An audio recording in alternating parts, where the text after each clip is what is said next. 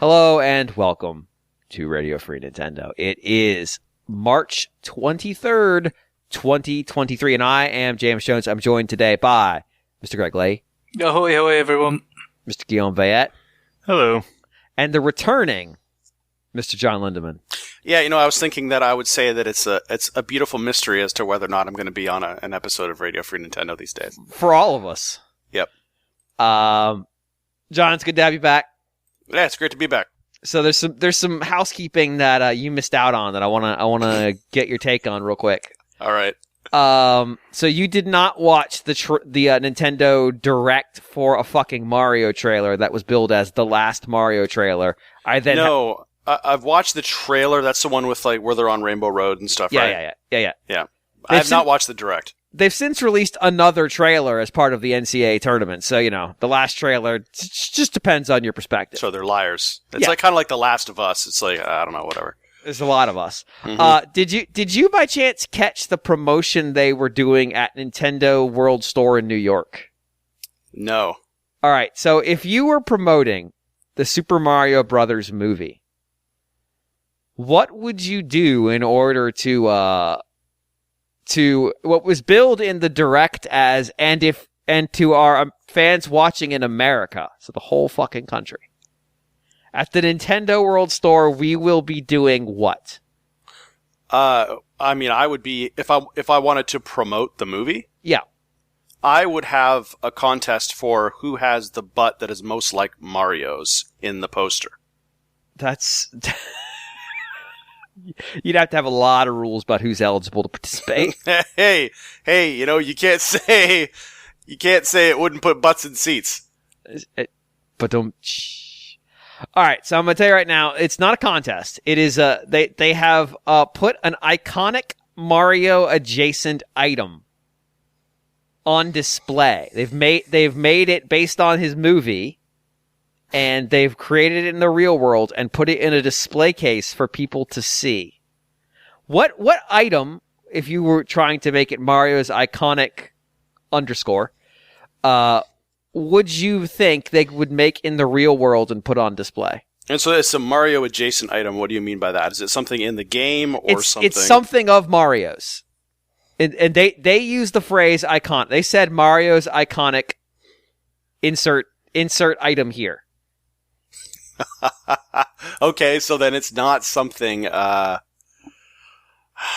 if it's not something in the game, I mean, it could be in the. I mean, they are in the game, yes, but I would think I would think of something like one of the pipes or okay, maybe his hat.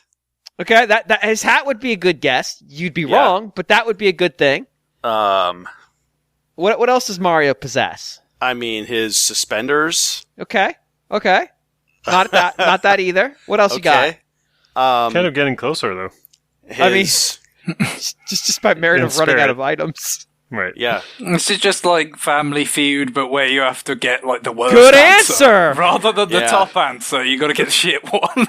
Yeah. Where's Richard Dawson when I need him? I would say Mario. Is it his shoes? It is his shoes! What is his shoe? They don't have to do anything with anything! But they're very iconic, apparently. Mario's iconic plumber's boots is how they were described. And so... They don't even have the blood of 1,000 Goombas on the soles of them. So the reasoning here, I have found out since we talked about it. This is what he stomps on things with? Yeah. Well, it's because they have a cross promotion with Red Wing shoes. Oh, that is the only word that I can think of to describe that is crass. Yeah, crass is the right word. So the highlight. I just think it's a massive reach. That is, it is. That's a Mal Davis at his best type reaching that we've got there for a guy that's just runs a 4.2 40. And they're very weird. So I'm gonna put an image in the chat so you can see them. They're not human, obviously. Come on. I love Skype. I'm glad we still use Skype. I'm glad that there's no other alternative product for voice chat in the world. I'm glad that this is still what we use all these years. That was it. There was a line in some of the pictures of people to see this shit. Of course there was. So, of course there was. So, if you did not hear it in 2 episodes ago now, that would be episode 8. I guess it was 813.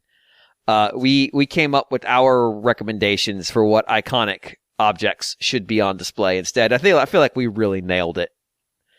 But yeah, Mario's iconic boots. It's like a joke we would have made, to be honest. So he doesn't even really wear footwear that looks like that. No, he doesn't. He does in the movie. Okay, I guess. I mean, if the movie is what's considered Mario canon now, then I guess it could have been everything since 1985 just doesn't matter anymore. What if it had been Mario's Karibo shoes though? That would have been better, right? Yeah. It's just one very large high heel shoe. Mm-hmm. But no, that's not what we got. We got this. So, yeah. Now you get to live with that knowledge like the rest of us. It's just pure resentment, isn't it? John doesn't know. He's living in this blissful state of ignorance, and that can't be allowed to stand. No, it can't be allowed to stand, and I'm just wondering what size those would be. They said, I can't remember. But is it based, I mean, is it comparable to human sizes, no. Or is there some Mushroom Kingdom size? Like you can see how wide they are. Like they're not human scaled. Apparently there was like a promotional item giveaway of the footprints, like on a card. So like more news came out since we talked about this. So. There it is. You could get that. I can't fucking believe this. Look how big they are. Where are we? This is like J&J. Nintendo has lost their way. This is J&J Dream Factory shit. I feel like we were really just ahead of the game, but not by as much as I would like for us to have been. Like our most contrived inanities were really only like 18 months ahead of where the world would get. Which is a little worrying. So, are you supposed to hang that on your wall? I guess. Wow. If you've got nothing, I don't know. if you just completely have given up, you could do that. I mean, I feel like Mario Day is bad enough with the 10. Oh yeah, I feel like that's bad enough. Well, if it makes you feel any better, they talked about Mario Day during the Direct. For a solid 35 seconds while they explained what the concept of Mario Day was and then explained why it's March 10th. Because if you look at the Mar plus 10 in English, it looks like Mario. Did you see it? Did you see it? I'm not even joking. It was like that Direct is amazing. Oh, man. Again, it's like something we would have written as a joke. But no, it's real. It's real, bro.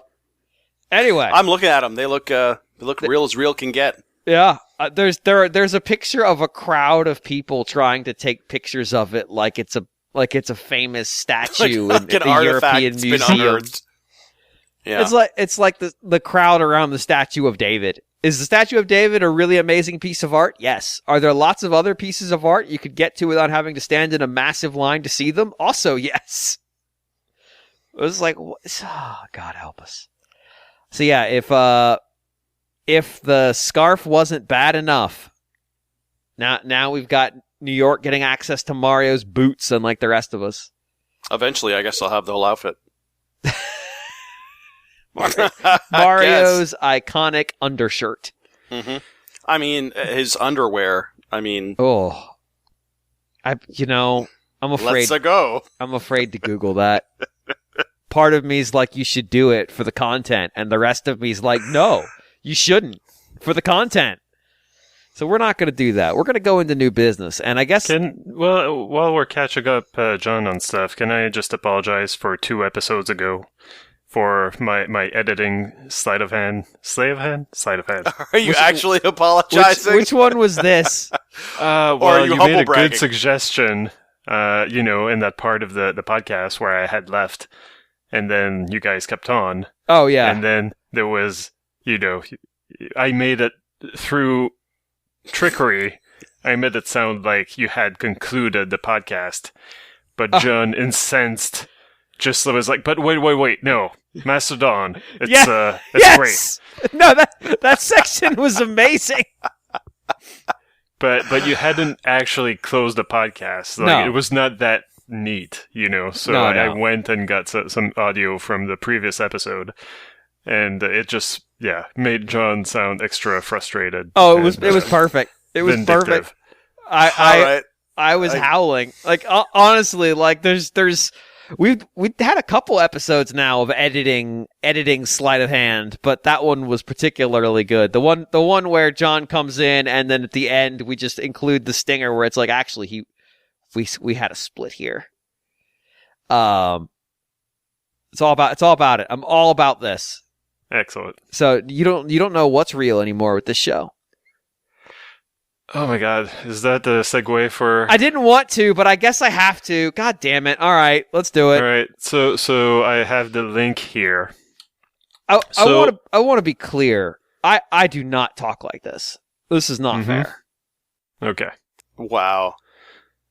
Did you? We're not listening to it yet, John. Yeah, you got to. Yeah, I know. I fed an artificial intelligence 800 episodes of RFN, and this is what it came up See, with. I don't believe this. So, Well, let's listen to it first. all right. And then we'll talk about it. I don't But believe it though. This is the only context that we have. Yeah. Like someone in the Discord posted like, oh, Matt Zawaniak said, Fractal Hack bursts into the NWR Discord, drops a firebomb in the form of an AI-generated RFN, refuses to elaborate further, leaves. So that's basically what happened here. Yeah. No, it is. I have serious. Like I feel like I have a pretty well-founded doubt. But okay. Yeah. Fine. Yeah. All right, so we'll start it? Sure. Okay. I'll let you So- count. Me? Okay. Yeah. 3, 2, 1.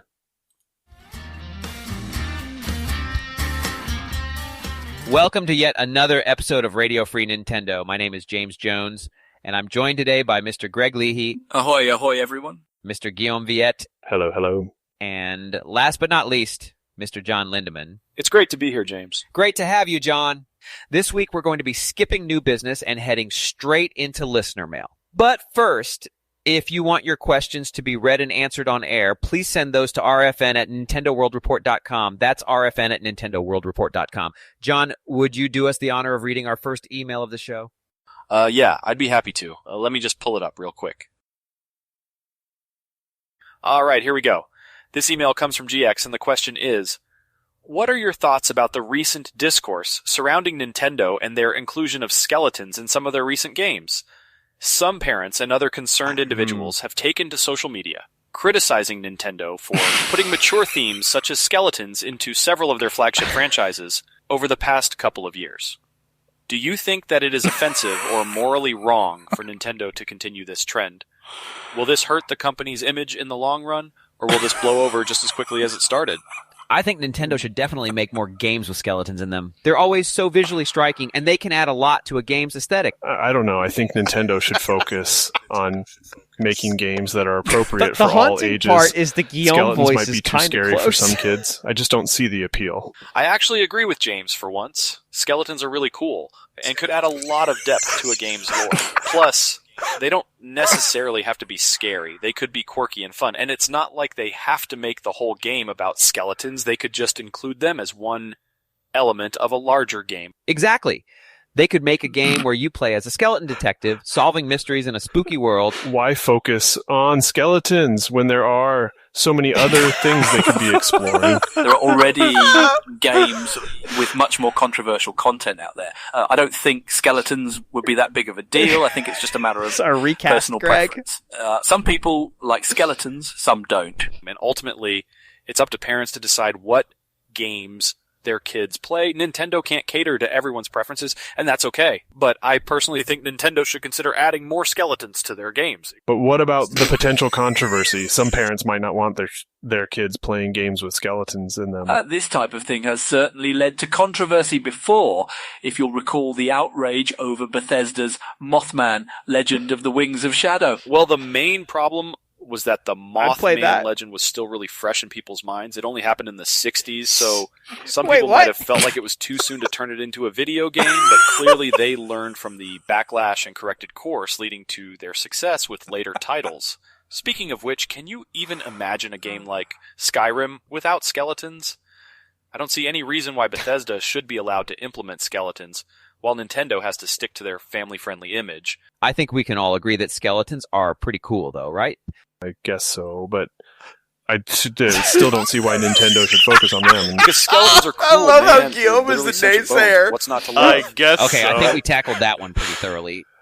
Guillaume, would you please read the next email from Mr. Glub Glub? Sure thing, James. Mr. Glub Glub writes, I'd like to hear your feelings on the most recent trailer for the new Kirby movie. It seems that the whole Kirby community has been split over some of the more divisive elements they showed. With the release of the movie being only a few months away, how optimistic are the four of you still feeling about the quality of the film? Has everyone here seen the new Kirby trailer? Indeed, quite frankly, I'm a bit worried about it, even as a huge Kirby fan. Why, what's wrong with it? Yeah, I thought it looked Terrified pretty of cool. this Kirby trailer. Well, did you see who was in it? Mickey fucking Mouse. Exactly, and that makes me really nervous. Why does Mickey Mouse being in the trailer make you nervous? Because it makes me think that they're going to try to do too much with the movie. Like, they're going to try to throw in a bunch of different characters from different franchises just to try to appeal to everyone. And that could be a really bad thing for the movie. It could end up feeling like a mishmash of different ideas that don't really fit together. But maybe Mickey Mouse is just making a cameo. It doesn't necessarily mean that they're going to try to cram in a bunch of other characters. Yeah, I mean, it's not uncommon for movies to have little Easter eggs or nods to other franchises. Like when Kirby himself was briefly seen in the latest Doctor Strange movie. Yeah, but that was different. I'm with Greg here. I also can't help but feel worried. Kirby is such a unique and beloved character. I don't want them to dilute the story with Sean's a love bunch of of other Kirby unnecessary is a red flag. I get that. I know. At the same time, That, we won't to know me, for I was sure going to say until this we see whole the thing movie. sounds Maybe unnatural, Mickey Mouse but that is will especially only be in it for unnatural. a few seconds and won't have any impact on the story. And even if they do have other characters, it doesn't necessarily mean that it's going to be a bad thing. It could be a fun little addition that doesn't take away from the main story. Yeah, I'm not jumping to any conclusions just yet. We should give the movie the benefit of the doubt and see what the outcome is for ourselves. I know I'll be there in theatres on opening night regardless. All right, for our last email of the show, I would like to introduce an extra special surprise guest. Everyone put your hands together for the former host of Radio Free Nintendo, the one and only Dr. Jonathan Metz. Greetings, friends. It's been a while, but I'm so glad that I could return to the podcast to speak with you all about Nintendo's latest releases and classic games, just like you do every week. Johnny, oh my god, it's good to have you back in the saddle again. What have you been up to, man? Whoa there, slow down. Just because Johnny is back for this one segment doesn't put him back on the saddle. James Jones is still the jockey of this horse we call RFN. Sorry, James. I'm certainly not trying to step on anyone's toes, or should I say hooves? No, the jockey of the horse would be a human, and therefore toes would be the correct turn of phrase, not hooves. Yeah, I don't have hooves, bitch. If anyone around here has hooves, it's you, galloping off into the sunset, away from our website and podcast to go become an astronaut or something. Whoa, James, calm down. It was just a joke. Let's all just take a deep breath and move on with the final email. No, absolutely not. If you think I'm just going to sit here and take this crap after taking time out of my day to talk to y'all about the Wii U or whatever, you can forget it. Hey, everyone, look at Big Shot Johnny the Hoof Boy over here. Okay, I'm out of here. Got to get back to my space mission. See ya, never losers. James, that was completely uncalled for. Whatever, good riddance. Anyway, I think this episode has gone on long enough. Greg, what music are we closing out the show with this week? Well, how about this one?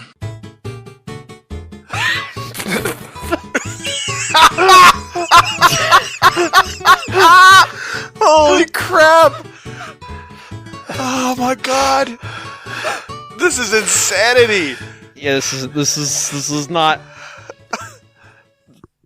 This is possibly my favorite episode of RFN ever! Great. I know, right?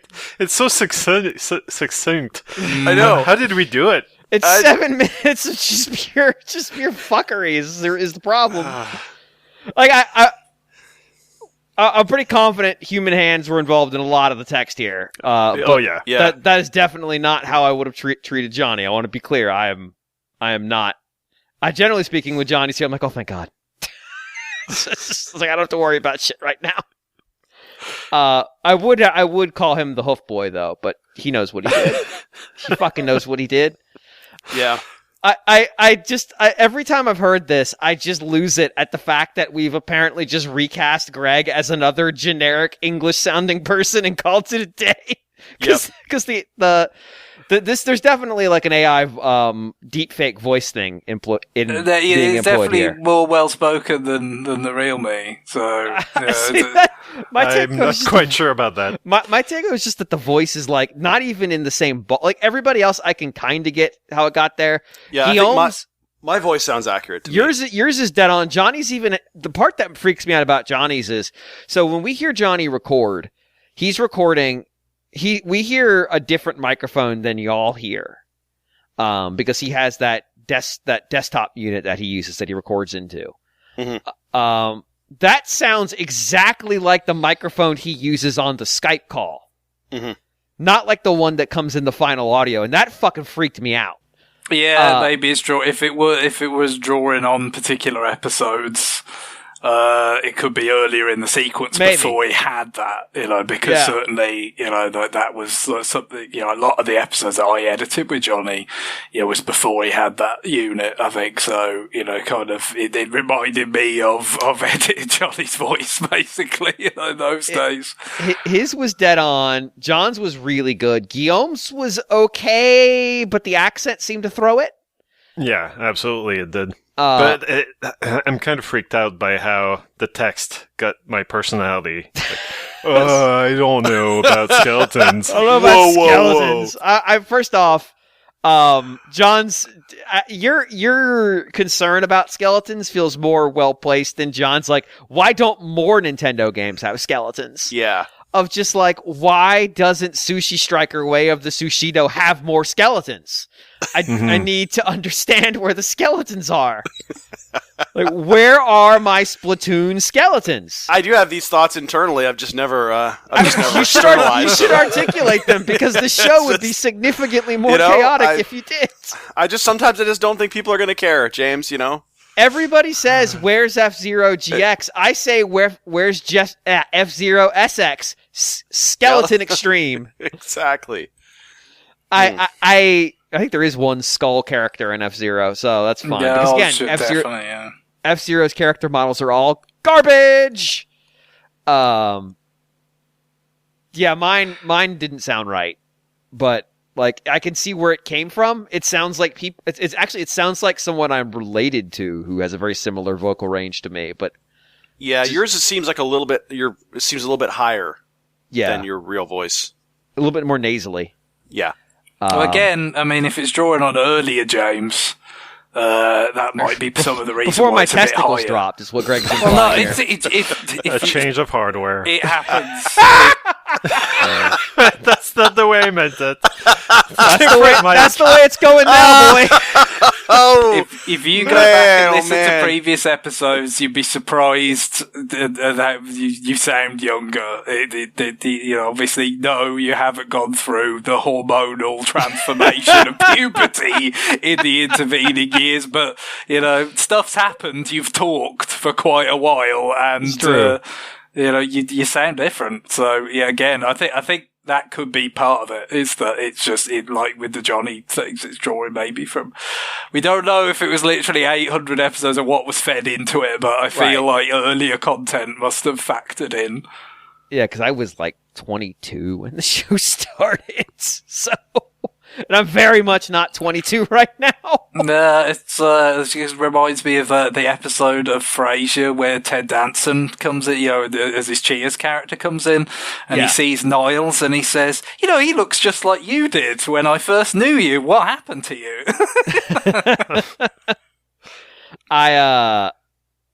There is... So I could see parts where like an AI writing kicked in, like the skeleton email. I could see something being fed in there, like come up with an email for... Put your hands together for Dr. Jonathan Metz. Yeah, that's not the thing you would say. No, I've never said... That's not, I mean, it might now. I might say it now just to fuck around, but Right. Like, well, I don't think I've ever said sure thing in my life. Yeah. That's the thing. Some things, like the John's use of plus, I felt was quite authentic. Whereas, the other things, other kind of phrases didn't ring true at all. And that's where you could generate text and then go in there and add things. Like somebody who's listened to the show a lot could go in there and add little modifications. What I found was interesting was that it got my patterns of speech fairly accurately. It was yours was until Johnny comes in, yours is the most haunting. Yeah. And then Johnny's comes in and it's like I'm on a Skype call with him and I'm like, "Oh, I don't like this at all." No, that's weird. But then the fact that we immediately start throwing hands, it's like, well, no, I wouldn't start throwing hands with John. Yes, I would immediately start throwing hands. Absolutely. See, and also that's how you can kind of see through it too, is that there was not nearly enough. We were actually in agreement. We got along. We got generally well. Because I would have absolutely started making jokes about skeleboners at some point when you're with your skeleton enthusiasm. Mm-hmm. Because my skeleton enthusiasm in that is genuine. Yeah, well, yeah, but I mean, you also would be disappointed with me if I didn't. Like, yes. There's an expectation. You were yes-anding me, and I was trying to give you what you needed in the moment, and I didn't in this. There was far too much agreement between you and I in this recording. Whereas, certainly, any overuse of reference to bones, right? Obviously go down a certain rabbit hole that this AI did not detect. Yeah, we would have absolutely leaned in because you would be setting me up, and if I didn't, it would really just be a betrayal of everything we've built over the years. I agree. It's just like wait a minute. Yeah. Fuck! Hold on a second. Sounded like your AI there. For a second. I disagree, you son of a bitch. Oh, fuck you, James. There we go. That's oh, God. All right. Finally, we broke out of the Matrix with that one. Whew. I legitimately had somebody ask one time, "Do you hate John?" And I'm like, yes. My answer was yes. That's why I've done a podcast with them for 15 years. I fucking hate that man. Yes. It's like, no, but sometimes he makes my life really difficult. And he knows he's doing it, and that's the worst part. Of course. He relishes it. He thinks it's great. No other way. It's like, this I can do this and absolutely sink this segment and talk about skeleboners. Here we go. It's fine. I'm gonna talk about a fridge that's not actually a fridge for 32 minutes. So the whole thing is really surreal. Listening to yourself, doing a much better job than we are. Doing 2 emails in less than 7 minutes. Right. Getting into a fight. Making Johnny Metz say that he's going to take off in his spaceship. I'm gonna do my space shit later, losers. Losers, and like, makes us imagine this different reality where we're all waiting anxiously for the Kirby movie, and John is is like, well, Kirby is such a beloved character. What if that's the part where the illusion falls to pieces. This is fake. John has something positive to say about Kirby. Nope. This isn't real. That's the giveaway, isn't it? It's like when the evil Koopa reveals that he's not that bothered about having coffee. Yeah, that was it. They knew he had to be an abomination, had to be shot. The skeleton question though is valid. Why should Bethesda have a monopoly on skeletons? I think that's a fair concern you've raised. I don't like the idea that Microsoft now owns the monopoly on skeletons. Yeah, I like how Greg's AI is also like helpfully providing examples and counterpoints. Just about the Muthman Chronicles by Bethesda. Like, why can't, if they can be allowed to have skeletons, why can't Nintendo's games? Well, that's again, these are the important thoughts that we were having. I like the idea that we could get to a place where somebody sends us an email and we're having to argue about, is Nintendo over reliant on the use of skeletons in their games? Like Miyamoto's retired, Tezuka's gone. The current leadership, like the current tier below them, has reached that point they're at now where they're not super involved in games, and the crew that's taken over is just all about skeletons.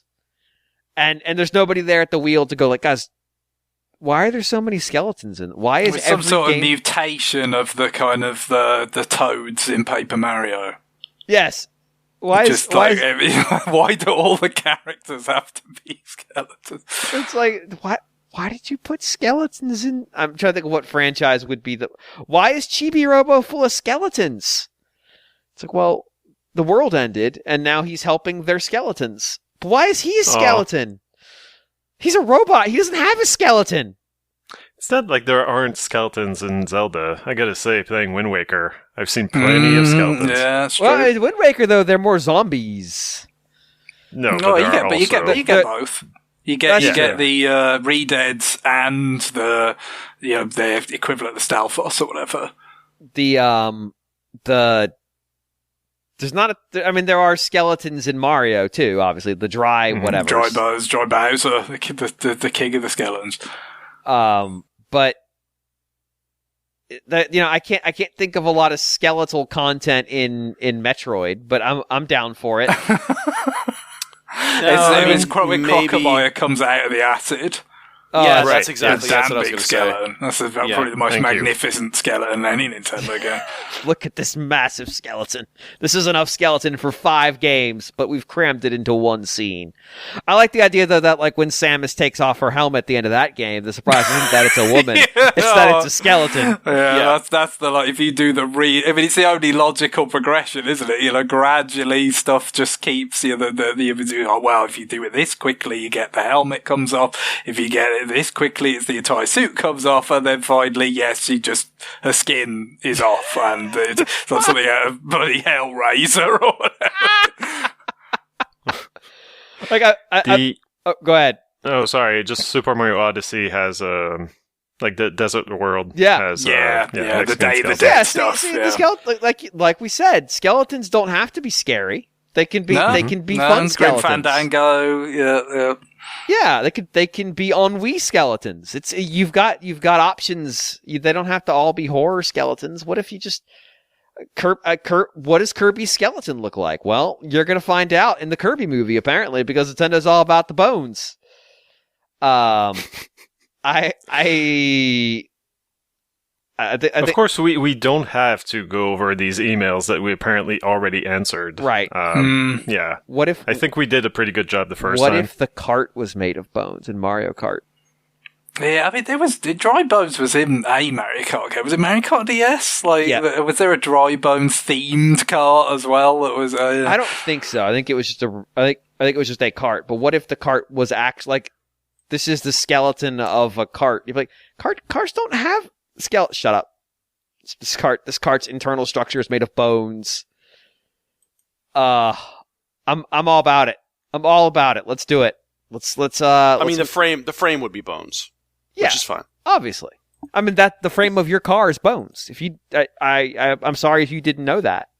If you don't believe me, go tear apart your car. You'll find the bones inside. They are lightweight and like bird bones. Have a high tensile strength. Yeah, bird bones are hollow, but they're pretty strong. Yep. Yeah, your car bones are also hollow. This is what AI is doing to us. AI is making us dumber. I'm not okay. I'm not okay with it. AI is making us worse at our job, which is impressive.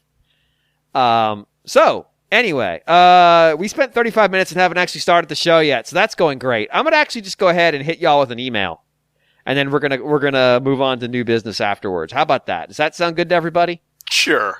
Good. Why does it have to be email? Oh. That's just going to be me from now on. That's going to do it for Radio Free Nintendo this week. You can send your emails to rfn@nintendoworldreport.com. That's rfn@nintendoworldreport.com. I even let Guillaume say the email address last week, and this is how he treats me. Mm-hmm. Tamazoid writes, "Hi, RFN crew. Long-time listener, but first time sending through a question to the podcast I've been listening to since I knew podcasts were a thing. I really hope for his sake that time is like a month ago. My question is in honor of one of my favorite RFN episodes, 287 Demolition Sherpa. Nope, wasn't a month ago. Part of me started crying when I went back to check the date of said episode and realized how much time has passed. Where John's experience with the fantastic 3DO adaptation of all-time classic Wesley Snipes' film Demolition Man was discussed at length. I recently read a Guardian article titled From Ghostbusters and Aliens to Lego Star Wars, 10 Great Video Games Based on Movies. 10 great video games based on... Okay, yes. that listed the author's top 10 video game adaptations of films. It included such eminent titles as Ghostbusters for the NES. Which is like the worst version of that game. Yeah. Right? And the game is bad on every system. But it's like it was a computer game first. Yeah, right, supposedly it was better originally. But also it got ported to other things like the Master System, and I think that version was definitely meant to be better than the NES one. Right. The NES one is regardless. It's just okay, this doesn't actually say NES. No, it does. Okay, Okay. Oh, the list doesn't. Thank God. Yeah, the it email makes sense. does. No, but because the image looks like it is. Actually, that looks like the Commodore version, if I'm being honest. Right. Yeah, anyway. I think the computer version was most sort of played on Commodore 64. And the Guardian is a European outlet too, so that would make sense. Yeah. Die Hard Trilogy. Jesus Christ. Ooh, was that by Ocean? I think maybe. Yeah. I mean, I never played it. No, it's Probe. Yeah. Probe. Okay. It got decent reviews in some of the magazines I was reading at the time. It's a weird hodgepodge of a game where I think there's third person and light gun. I think maybe there's driving shit. There's definitely a driving component to one of them. Yeah. And The Thing, which I believe is an original Xbox game, that is like a sequel to the movie. I remember this game came out and people were surprised by it. I don't remember that. Yeah, I just watched the movie recently. People seem to like. I seem to recall The Thing getting decent reviews. I mean, it's like 20 years ago. Yeah, well, now. Actually, the one of the podcasts I listened to, Waypoint Radio, they kind of they played they watched a movie, they played the game. It's interesting, but it's very much a PlayStation 2 game that had interesting ideas. Yeah, but that you don't necessarily want to go back and play yourself. But yeah, fair enough. Thus, my question is twofold. Firstly, what is your favorite video game adaptation of a film? Oh, dear God. Secondly, if J&J Dream Factory could design an adaptation based on any action film, what would it be, on what platform would they feature it, and why? Keep up the great work. I love never knowing what to expect when I start listening to an episode every week. You definitely didn't this week. I promise you did not expect what you got. Yeah, the beautiful thing is we don't either. So no, yeah, I mean, that's the thing. I have a plan sometimes, and it doesn't matter. All plans survive first contact with the enemy. Well, unfortunately, I am my own worst enemy, so all plans survive first contact with me. It's the Mike Tyson thing about having a plan until you get hit in the face, except it's your own fist that's doing the punching. Yes. Yeah. So I guess the video games based on films is the first question here. Yeah, that's the first one. Which, I mean, they obviously it used to be such a thing. Such a big section of the market. Really was video game adaptations of films and right up to the mid 2000s, I guess. Yeah, and especially in the sort of Sprite era, I think it was just stuff that you wouldn't even think, that didn't seem that obvious, you know what I mean? The films didn't even necessarily seem like they appealed to the same demographic as where video game marketing was targeted at the time. Adult versions. Are you gonna? Can I go ahead and say one of the most insane examples? Sure. Absolutely, yeah, please. Well, I mean, there was NES, there was Platoon. Yes. Yeah. Oh, yeah. I mean, that is bizarre, isn't it? That's absolutely bizarre. There was a lot of older movies that got NES games though, and a lot of times it was just generic soldier shooting stuff, and that was fine. They just sort of said, Platoon was 86 though. I mean, it wasn't particularly old when that game came out. Okay. It was old. It was old by the standards we judge movie adaptations to later. But now you think what it got to was it's going to be quite close. It's going to be it's marketing, the film as well in some cases. But on the other hand, you also had stuff like the really obvious answer in this area, GoldenEye for N64, which was 2 years after the film came out. In the end, because it kind of went through a bunch of different kind of phases of I guess when they first acquired the license, it might have been a Super Nintendo game, and then it was going to be more of a shooting gallery type of game, and then it becomes an FPS. There was a lot that went into that, and then by the time it did come out, it was more alongside the next Bond movie, Tomorrow Never Dies. So it was it was mixed. Some of them were very much targeted alongside the marketing campaign for the film in question. A lot of the time, I think home video releases was a target because they were quite a bit after the film had been in, the cinema, and game development schedules were kind of quick enough in those days, especially if you weren't exactly asking for a masterpiece. A film could come out in the cinema, be a hit, and then say, let's get this done for the home video release X months later. And I'm sure a lot of those were not very good, but there were many, as a result. I'm just going through a list of video game movies, and it's kind of, thinking back on, my exposure to the industry, which goes back a while. Like, how many of these I remember them coming out because they were things. Like, Microsoft's, one of the first killer apps Microsoft talked about for the Xbox was they had the exclusive Shrek game. which now is a punchline. At the time, it was still kind of a punchline. Yeah, it was, because it was a little bit. I know Shrek was like the whole like kind of, we're making fun of fairy tales thing, but it was still like, isn't this like a bit at odds with the rest of the Xbox marketing of like, we're so damn edgy. I guess Shrek is like vaguely edgy takes on fairy tale like but tropes, it was also huge. Yeah, exactly. It was just a really popular thing with younger kids than what Xbox was targeting. I guess that was their that was like when they were trying to come up with what their mascot character was going to be, and they just kept throwing things out that they didn't know any of. Maybe that was it. That was their play of like, no, see, we could do stuff for the kids too. It's not just shooters. Look, we have Shrek. We have Shrek. It's Shrek, everybody. I would have 3 titles that I remember offhand. Maybe going with you have selected the Demolition Man. True Lies on the SNES. I rented it once with a friend, and it kind of, I don't know, like it stayed with me. Like it was like a decently made game at the time.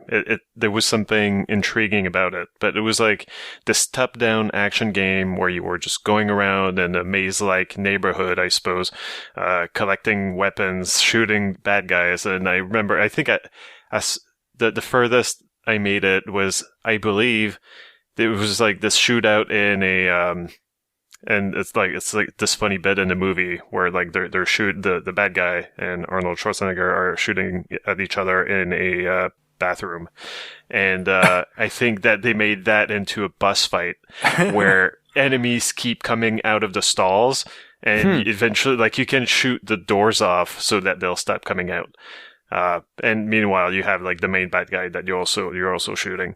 But for some reason, I remember like the movie I remember really liking, but also like the game I was like, well, this is not half bad. There's Indiana Jones' Greatest Adventures, which like was just going through the first 3 movies, the only ones that they had at the time. I guess like Greatest Adventures because they wanted to, like young Indiana Jones was not part of this. But now the title still holds true now that there's more than 3 Indiana Jones movies. I guess just the fact, because it was quite a bit like Super Star Wars, but obviously they did those separately. You had the original Star Wars one, then Empire Strikes Back and Return of the Jedi, where it's like, well, no, we're gonna do them all at once. And it's like a different developer. Yeah, it's I think Super Star Wars. Right, this is Factor 5. This got kind of a Dolby surround thing. Like, I don't know, like it had the freaking THX logo at the beginning, because of the fidelity of the soundtrack, which of course, like it's, you listen to it now, you laugh, but I remember. It just reminds me of Don Cheadle in Boogie Nights trying to explain the concept of high fidelity. but yeah, like I remember, leaving the sound test playing. I was like, this is amazing. Music was not as easily accessible back then. I suppose I could not just pirate the soundtrack. That was definitely one of the. I mean, I didn't have that, but I only had one of the Super Star Wars games, but that was the first one. But it was a big sort of thing of it. It was just like, yeah, this sounds like somewhat approximate to the Star Wars music. It was one of the main sort of draws, so I have to think it'd be very much the same thing. Yeah, and very quickly, I just want to say, like, people might not think about that today, but I remember back then, like, this game was my first. I had never seen the movies in theaters, right? So this was the first time that I saw them full screen. Not full screen, but like widescreen. I saw the whole picture. Like there were bits, there were stills of the movie in there, and I remember that whenever they showed the Last Crusade on TV, they would stretch the fucking picture vertically at the beginning when they were showing the credits, because I guess they couldn't just cut off the sides. Yeah, you wouldn't be able to read it if they didn't. Yeah, because like the way the text is right. But then, once you actually get into the film proper, it would just crop it so that you lost a lot of the picture. Yeah, when you're a kid, you don't think about that. You just think, like, it's this weird style thing, I guess, at the beginning of movies. But yeah, so this was my first time seeing, like, the widescreen stills of the movie. Also, I had not seen Raiders of the Lost Ark back then. I would see it just a few months later, and then with, like, at a friend's house, and I think I annoyed his mom out of the room as I kept saying, like, this is just like the game. This is just like the game. Nice. It's just like the game. So, yeah. Good job. She had seen it before, so it doesn't really matter. But no, obviously Super Star Wars is something that I could say for this. I mean, they had that one Christmas when it did the Japanese version when that came out. And actually, at that time, I don't think I'd seen the original Star Wars in full. It's like the Return of the Jedi and Empire Strikes Back were on at Christmas quite a lot when I was a kid, and I think it was my brother taped it off TV, and I ended up seeing them a million times. And at one point, he'd taped the original Star Wars off TV, but all that was left of it at some point, it got like taped over, so that all that was left was the trench run. So I knew that, but I'd not actually seen the film, and so I played Super Star Wars and then saw the original Star Wars probably like in full for the first time in maybe 95, 94, something like that. So pre-special edition. I did see it before the special edition. But yeah, obviously it was just like, I mean, there was quite a lot of liberal stuff in there. Funnily enough, there isn't a bit where, one of Chewie's holographic chess pieces comes alive and is a boss in the cantina scene, and you shoot everyone in there, Everyone must die. Yeah, it's pretty different. And because they spend so much time on each movie, it's like you take forever to get off Tatooine, and that's something I remember the reviews for Indiana Jones' Greatest Adventure saying, like, well, because they contain all three movies, you don't spend so much time in Tatooine, in one location, except that it does. Like, you see Cairo for so long, and that one scene, that one joke in Temple of Doom where you push the statue, like they put their hands on the boobs of the statue, push it and find the secret underground lair or whatever. Well, like, there's a whole fucking stage where the entire thing is it's a maze of statues that you have to push left or right. And I guess not so great in hindsight, but once you learn it by heart with the sequences, I actually love that game. So yeah, I mean, the way I felt about Super Star Wars is like, it was visually and audio wise impressive stuff, and there was some kind of cool things in it. It was cool doing like Mode 7, kind of like being in the speeder or being in the X-wing. They had the trench run at the end and stuff, and just kind of the way they recreated some of the kind of scenes and stuff was pretty good. But like it had limits in terms of game design. That it had a bit of and this is the funny thing, is it's like totally a home game, but it had a bit of an arcade design type of problem in that, like, if you got on a roll with like the best weapons, like some of the stuff just couldn't do anything to you. Like, I remember there's a boss in the tractor beam segment, like, you know, instead of like Obi-Wan just going off and switching it off, like, you've got to go and blow it up. Like, if you had like, you play with Chewie and you have like homing missiles, and it's just like, yeah, that boss has no answer to homing missiles. None at all. Like, you just stand in the corner and wait for it to die. But if you don't have the best stuff, it's like, can be ridiculously hard. There's like some real bottlenecks. Like, even relatively early on, there's a bit in breaking into a sandcrawler. And then the breaking in part is not the worst, but it's inside. The Jawa Sandcrawler is just like horrific. It's so hard, like all these like laser barriers and really hard stuff. Like, so it was this weird mix of like, sometimes it was trivially easy and other times it was preposterously difficult. But I would still say, you know, it's something I enjoyed a lot and, you know, was glad to have, but there was a reason why, other than the obvious, which was imported games, and it was very expensive. Well, my third and last one, I'm not going to spend much time on it, but on the Wii, The Godfather. Yeah. Actually pretty decent. Black probably watch the movie instead. It sounds like a preposterous premise. I know, right? But, like, it's this open world gangster game. You end up, like blowing up other people, other families, speakeasies or whatever it is. You take their territory, so you get money from that. And, it was a fun little game. And probably because it was on a Wii, I probably had to swing something around to be... if I wanted to be running or something like that. But it didn't really matter in the end. Like, it was still a lot of fun. For me, back on the NES, Batman was good, even though it wasn't totally based on the movie. It had a bunch of... Such a good soundtrack. Yeah, it was kind of this is the Sunsoft game. Yeah. It had a mishmash of bosses in there from the comic books and stuff like that, but it was tied in with the movie overall. And I would say, even though kind of along the same lines where it's not really based on the movie, but it is, would be Alien Isolation would be another one. Is incredibly good. But yeah, mainly in the 8-bit days, you stayed away from anything tied to a movie because it was usually complete garbage.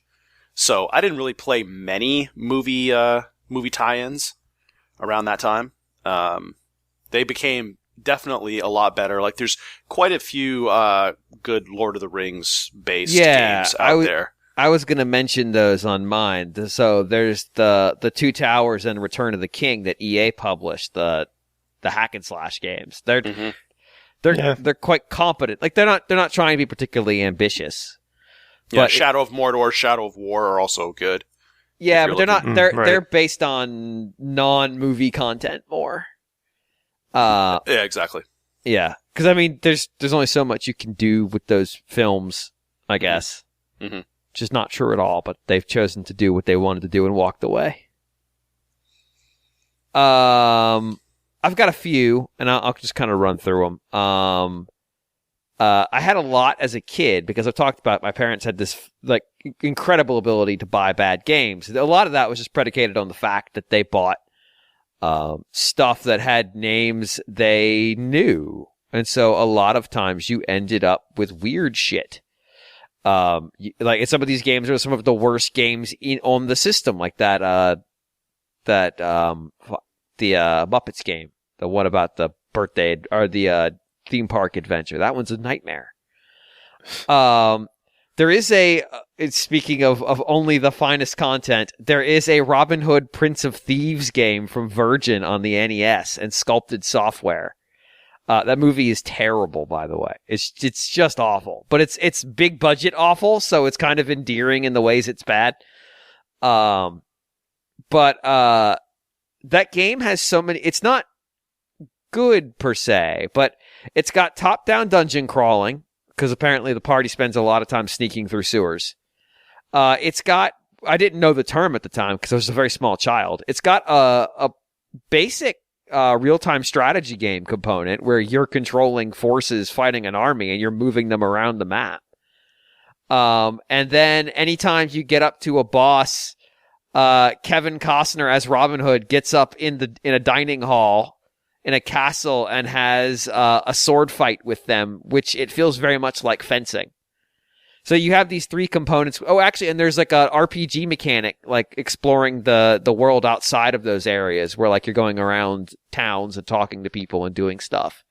Like there's a lot of things happening in that game, and it's kind of like it sticks with me of all the shit they gave me because there was so much stuff. And dumb child me, who really struggled to get anywhere in that game, felt like every time he played it, he found a new type of gameplay.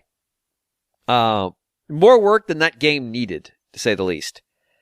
And then one that I'm aware of because I played it at PAX. It's not good. It's not good. I'm just going to go ahead and say it's not a good game. It's kind of average. This is a real game exclusively for the Atari Jaguar, developed by our friends, literally, at High Voltage Studios, published by Atari. John, I'm going to let you guess. This is a 1992 film. Do you know what it is? What is Judge Dredd? You wish it was Judge Dredd. Man, I feel like I should know this because the Jaguar had like 20 games total. And it's High Voltage, makers of your finest game. At 8.5, baby. Yeah. Is this Dracula? No. White Men Can't Jump. Oh, wow. I mean, I played this at PAX. You could turn that into a basketball game, I guess. It's like weird street basketball. I played it at but the weird thing is it's not side to side like you'd expect. It's like half court. So it's actually it's 3-dimensional shot from the half court line looking down at the hoop. Which is different. Like you don't see basketball like that. Kind of that's like Dr. J versus Larry Bird, sort of. Yeah. If you want to go way, way back. And the reason you don't see it's like, this is not very good. No, it's tough. It's so weird. But like that, there was this weird era of like also ran consoles where they would end up with movie license exclusives. And then we talked about one on the 3DO. I see you've selected Demolition Man, which if you've not heard that episode, it's wild. And to be clear, I was there. I was present for this event, but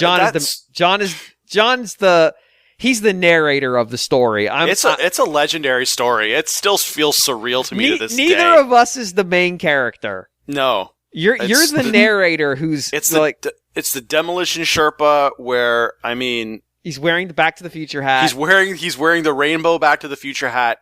And he knows that game. He just sits down. He just says, "Oh, I see you've selected Demolition Man." Normally, memories of people who were in the same event drift apart, but no, John even has the same cadence in his head of how I remember the guy saying it. And he just sort of came up to us too, right? Yeah, like, he literally just sort of sidled up beside us and sat down. And so, like this is a movie where. It's one of those movies where, like, the narrator of the movie is a character in it, but really he's talking about the time he met somebody who changed his life. And that person's really the main character, but they're not the narrator because they're out of the story. Like, that's really what this is. I'm the friend who was also around.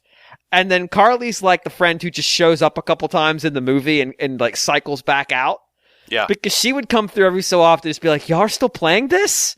And then just, it's like we aren't playing it. Cycle off to go somewhere else, and then she'd come back around like 40 minutes later, almost disgusted this was still going on. Yeah, it was crazy. I mean, John, you seem like surprised that this guy showed up, but I mean, you summoned him. You did, by selecting the game.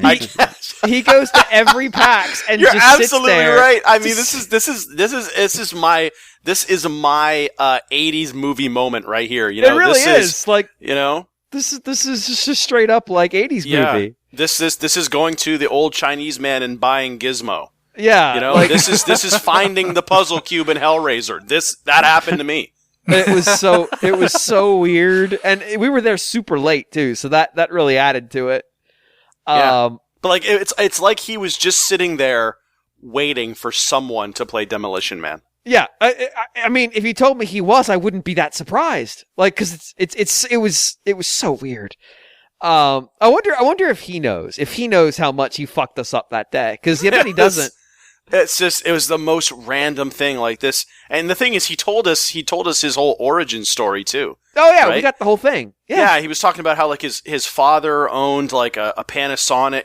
His father was like a Panasonic dealer, like, or owned like a store. Yeah, that just specialized in Panasonic products. Yeah. And so they got all these games as demo units, essentially. Yeah. And he would always bring them home and let this guy play them. And so he played them obsessively. It was so weird. Imagine like being the obsessive, being like, I play the 3DO. Like it's fucking socially isolating too. Like, man. Yeah. I mean, he has to be out there somewhere on Twitch speed running that game. I kind of want to believe that like he's moved on and had a normal life, and we're just now living we're living with the after effects of having met this man. That's highly likely. Yeah, like we're just stuck. But like, there is an example of something similar that I actually had. There were a lot of point and click adventure games made in the early 90s and late 80s based around movies, because that was really how they could best represent the content of the movie. But that actually continued for a while, and I was kind of a sucker for point-and-click adventure games. I actually really liked them a lot. And by the late 90s, they had kind of started to die off. But I didn't have a great PC, so I couldn't play a lot of new stuff. And like I said, point-and-click adventure games are starting to fade out of existence. But I got one from 7th Level, who's done a bunch of games like that. And this was the Monty Python Meaning of Life game, which is very fucking weird for a child to be playing. Because it's basically just like, that movie is just a bunch of like little vignettes, essentially. There's not like there's not like a narrative through line like there is in some of their other films. Yeah, I mean, I watched that when I was a kid and I didn't even know what was going on. That and like Life of Brian, I had no idea what was going on. Life of Brian at least has like a consistent through line narrative. Yeah, there's random sort of asides in Life of Brian, but there is a narrative, whereas I don't think I've even seen Meaning of Life, but I think it's more just like the TV show in that it's just like kind of sketches and that's it, really. There's like an underlying theme, but like it's all just sort of mashed together. And they just created a bunch of really competent and good point and click adventure stuff around each of the vignettes. And they're interactive in really fun ways, and like video will play and you'll have audio pop up. I'm blanking on the name of the animator from the group. But he produced a bunch of content for this game.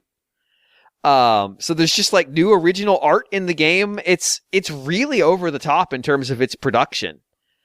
And then you basically start taking items through and like you take items from one into the next to solve more puzzles. The surviving cast members were involved in its production. Like Eric Idle wrote new content for it. There's a lot going on in this thing, and it was kind of like, it was my first like truly media interactive game too. Like there's a shitload of video in this thing. And it was that was the first way I experienced that film. I saw the film later, and it was like, this is fucking surreal as shit, and I really enjoy it. We haven't mentioned it, but Scott Pilgrim versus the World, the game, which is based on the movie, based on the comic, is a really good brawler. And it went away for a while because of the music, and now it's back, and you can play it again with different music, but it's back at least. Is it different? I thought it was the same Anamanaguchi soundtrack. I thought they changed the soundtrack. I thought that was the whole thing. No, I thought it was just the license was the thing. But... Oh, okay. Maybe it was. Okay, well, that'd be good, because the music's really good. It's on Switch. You can go play it now. One I reviewed, you're gonna fucking not believe me, but just bear with me here. The Speed Racer game for Wii, and for of all things, DS. I'm so sure you were going to say the Avatar game. I know you have a great deal. Oh my god! The DS version of that game is remarkably good. It's an F-Zero clone. But they're all F-Zero clones. It's like the DS one is generally favorable reviews is how it is listed. In fact, my review is cited in the Wikipedia article. I gave it an 8.5. And the thing is, I'm not really that far out of the range. The Wii version was a little bit less well reviewed. I actually really liked the DS version. It was pretty fun. And then the only other one I wanted to mention, because it's also I also reviewed it for the site, and it's also got some controversial inclusion here. I really liked the I liked Hiroshi Mori's novel-based movie. I can't remember who made the movie itself, Skycrawlers. And I liked the game that Namco put together. Even if Johnny completely ignored everything I said about it as a caution and then went on here and complained about those things as if I hadn't warned him. Didn't that happen with Fragile Dreams as well? It did. Or is it? But those were two separate cases. Those are two separate games where I'm like, hey, here are things you should know. But I liked that game a lot because the movie is kind of dark in a lot of ways. It's dark in a lot of ways. And if you play the game, it doesn't feel quite as dark because it's just, these are child soldiers, yes, but the game doesn't really lean into that so much because it's not dealing with how fucked up things are like the movie does. In a way, if you've seen the movie, it makes what's happening about how everybody's just kind of chill about how fucked up everything is worse in like a really pointed way. Because the whole premise of the movie is the commander, who's also a child soldier, just keeps develops I want to say she develops a crush on one of the pilots, and he keeps getting killed, and they keep cloning him and bringing him back. So she's having to relive seeing this guy she likes just get fucking killed over and over again, following her orders, and it's just like this weird psychological break that's happening. Whereas the game's Couldn't they clone a better pilot instead, or he's pretty good. The problem is that the problem is everybody's really good, so it's kind of just constant killing. The game is you're an adult who just decided to get involved in the shit, who's just way better than the kids, and they're all just like, "Wow, you're so good," and it's like, I'm just killing children. Fuck, this is really fucked up. But it's a Project Aces game. And they're really good at making these kinds of things. But this is a real departure because it's not jet fighters flying at Mach 3 shooting missiles from 5 miles away. These are propeller-based aircraft that you have to get in close because your guns are your primary weapon. And so dogfighting, which is not something they really do a lot of their stuff is about more tactical engagement, trying to find the right lineup angles to launch missiles from, breaking in and out of formation to hit them. It was really about, like, I need to get on you and I need to stay on you for an extended period of time to take you out. And so that has a different kind of stress to it, where you're just, like, constantly trying to ride on somebody and not get caught. But I like that. I think what caught me on these is I like these movie games that don't just retell the movie, but, like, try to meaningfully enhance. So if you've consumed the film content, it's not just like a weird side story shit. Like, it actually actively engages with the plot of the film in a way that enhances both of them. Yeah, like the Matrix games. Oh, yeah. Yeah, the Matrix. I remember the marketing campaign for that and how it was like Jada Pinkett Smith was broadly featured because that was their, like, they didn't have Keanu Reeves for the game. So they're like, Jada Pinkett Smith is all in this game. It's like, great, I guess. Good for you. Thanks, Sega. Oh, I did want to mention one more. It's the Star Wars arcade cabinet that Sega put out in the mid to late 90s. I don't know what it was called. I think it might have just been called Star Wars the Arcade. Was it Trilogy? The Trilogy? Because there was an earlier one that was more like the early polygonal graphics. Right. But that Sega did, built sort of somewhat continuing the tradition of the 80s kind of wireframe Star Wars arcade, which was also really good. The trilogy one, like, it had like lightsaber fights and stuff. Yeah, it was it almost looked like video. And it did have a big trench run. I got so that game was interesting because you basically paid if you died to keep going, and there's like 6 or 7 missions, and then there's some bonus missions, but the bonus missions can also take your quarters because fuck you. But you have to unlock those by doing well in the game. I actually got to a point, I think it was like $1 a play. I actually got to a point where I could beat that entire game front to back on a single dollar, which is like 30 minutes. And I would just roar through that game. I think maybe I had to continue once. It was $2. But I just absolutely tore through. I remember once at a fucking mini golf place, I just sat down and played it, and people were like, how's he still going? It's just like, yeah, I could do this forever. I know this game cold. I just thought it was really cool. And it was a huge screen for that era. Now, granted, my TV in front of me right now is bigger than that screen.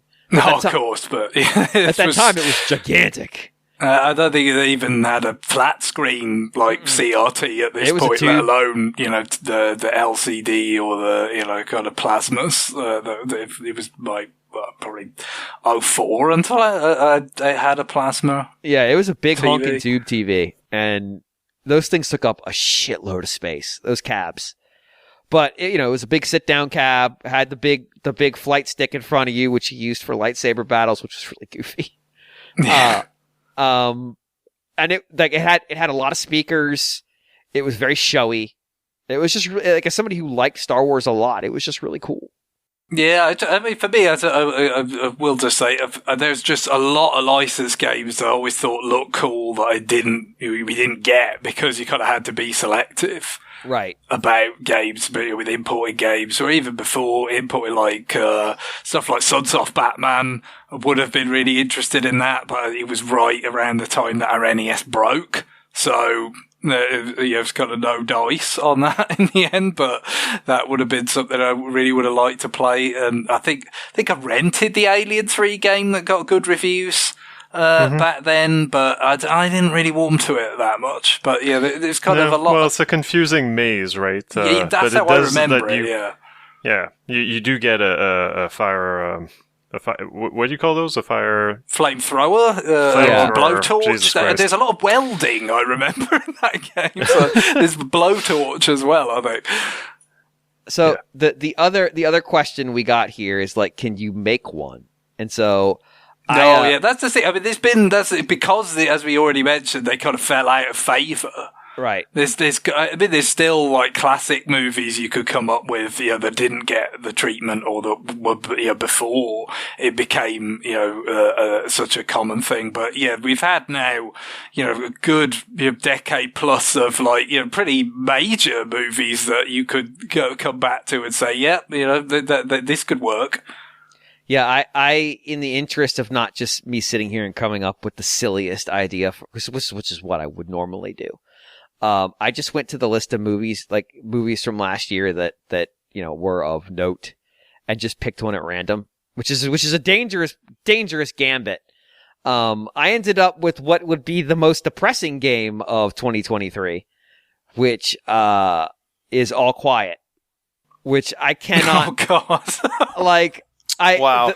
So we talked about Toy Soldiers on here a long time ago, which is now on Switch, by the way. In that they really did a good job capturing the absolute mechanical barbarism of World War I, and how weapons had advanced beyond tactics, and so it was just pointless, needless slaughter that no one would ever do now, like walking into hard fortifications with lots of automated weaponry that no self-respecting army would ever do right now, ever. That would be stupid. It's a mercenary group. Yeah, okay, you're right. My mistake. But because it's mechanical wind-up toys, it took the horror of that down, but at the same time sort of was so deeply symbolic, that it actually really worked. This is Charge of the Light Brigade, which is obviously a different war, but there's very much that theirs was not to wonder why component to what was going on there. You wound the toy up and it marched forward. It didn't matter what was going to happen. And so that works really well for that game because it gets the lesson across. It also has a really deep symbolic connection, but it's not fucking horrific. Whereas if you were going to try to make a game that follows Willie's horrible war adventure, it's just going to be psychological trauma over and over again. It's just going to be you're going to meet a character and they're going to die. Yes, that's what I was going to say. It's a game that you wouldn't be able to beat because everybody just dies. Yeah, even if you let him make it to the end, which, It's going to be like every time, it's going to be like long extended sequences of nothing happening where you're just talking to people and getting to know them. And then they get fucking murked. Mm-hmm. Because that's what that stupid war was. It was just like sitting around waiting. Well, in Europe, in other places, it was a much more kinetic engagement. But like, I was like, oh God, this is the worst. But at the same time, like, if you wanted to make a point, and that point might be particularly salient right now, you could do a fairly psychologically traumatic game where you sit there and you just have like, I don't want to be so crass as to call it like, I can't remember what the name of Willie's friends were. I was going to go with that. But, like the so-and-so will remember that kind of gameplay. And then just like scenes of them being horribly killed. But you could make a game that kind of follows that beat pattern of just like, here is the time where nothing is happening, which there was a lot of in that war, a lot of waiting. And then like, here is the 3 hours of just absolute horrific nightmare fuel of, oh God, are those French with flamethrowers? Oh God, this is going to be really bad. That movie does a really good job demonstrating like the pure mechanicalness of it all. Not a movie to watch if you've not good with gore, but it is affecting. I wouldn't want to make that game, but it did inspire me when I was thinking about this. A game that I think could work well. I really liked the film Pacific Rim, the first one. I thought it was a really fun movie. I thought it had some neat ideas. Obviously, the production staff sat around and watched a shitload of anime before they made that movie. But the idea that the psychological connection between the two pilots basically affected whether or not they were capable of doing anything, even remotely useful. Pacific Rim had a game, but it was a Ukes developed like 2D fighting game. Just like, kind of bone standard adaptation. I think you could take something that's more character interaction oriented, where there's a lot of stuff you can place outside of the battle, where you can explore the world of Pacific Rim, and there are other pilots, and you can social link kind of gameplay with them, and that directly affects how you perform in the combat sequences, which could be more, you could probably do something that's a little bit more easy to control, like it's a strategy game. Or something that's harder to control. Like, I just envision something that's more like Twitch plays Pacific Rim. Well, so what you're talking about is Robot Alchemic Drive on the PS2, which is a game where there's a large robot, a kaiju fighting robot, that you don't control directly. You are a player operating in the world. So you're a human scale player running around the world trying to get good angles to view the action of the big giant robot fighting. And you're issuing commands at a distance based on what you can see. Does that game work well? No. Is it cool? It's cool as shit. You know what's even less accessible? The one Steel Battalion controller, 2 Steel Battalion controllers. What's you? So I like the idea of just like, hey, it's a game where you actually are like doing character development with the various parties, and like you're trying to learn and grow with them, and you can increase their capabilities. Remember, so much about that was like their physical capabilities of the actual pilots, and like learning and developing that, and then that translates directly into the combat, and you could tell the story through both sequences, which I'm taking a little bit from 13 Sentinels, where the story is being developed both in the character interaction mode and in the combat mode. But the combat feels a little more tertiary in that than what I'm thinking of. That'd be a much better game than just a Ukes developed 2D fighter, because look, Ukes is Ukes. Like, it is what it is. But yeah, so I can thank the absolute horror of making an All Quiet on the Western Front game for coming up with Japan's next #1 RPG. Thanks. Oh, yeah, well, I mean, I'll tell you one thing. I've talked about it many times. You talk about the old days. Like, many times we mentioned the great works of the Canon group, Golden Globus movies. Their movies were so kind of just contrived, to have like quote unquote action. Like, it was so just like, this is what people want from movies, so we're going to give it to them in the most like base ways possible. It was very video gamey. So, It was. like, they were just absolutely, the synergy is there for video game adaptations. They just weren't big enough, they weren't big enough things to actually merit video game adaptations in those days. But I mean, a Death Wish 3 game. I knew this is where we were CPS, Capcom bought, like, basically looks just like Final Fight. And I mean, again, you almost don't have to take any liberties, because in the movie, it's just like, oh, someone's got a leather jacket on. Well, they've got to die. Clearly, they're part of the gang hive mind that's plaguing New York. So, I mean, that's it. They're gone. So, yeah, whereas, like, in your recent times, like the Uncharted movie, right? It's like, wow, he sure as hell kills a lot fewer people in this than he does in the video game. You have that problem, don't you? One way or the other. It's like, well, like I said with Super Star Wars, it's like, well, yeah, if you Super Star Wars, you're killing everyone in the cantina rather than Obi-Wan just chopping off one person's arm. And then the flip side with the Uncharted movie, where it's like, well, no, he would be, a war criminal. He'd be he'd be one of the most deplorable human beings on the face of the earth if he shot that many people. So we're going to have to dial that back. When you adapt canon films, none of that is necessary. So your Death Wish 3, Cobra, just like, if someone's on a bike, they're asking to die. So, just like an enemy in a video game. So any kind of, to me, Capcom arcade hardware, screw it. If we're doing fantasy, you may as well say like the CPS 3, the really good one that had Street Fighter 3, which like they didn't actually make many games for.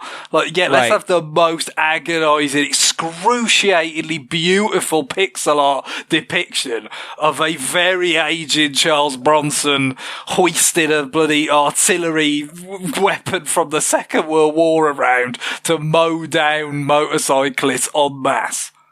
That somebody just has in their Brooklyn apartment. Like, that could be like a mate. Yes, of course. Yeah, he brought it home for the war, didn't he? I mean, no more needs to be said.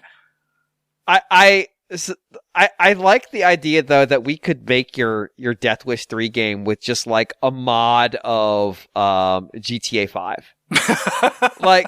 Like you just mod the police out of it because they don't do anything. No, clearly they've just given up, haven't they? In the world of canon films, it's down to one guy entrapping people with his ostentatious camera into trying to nick it.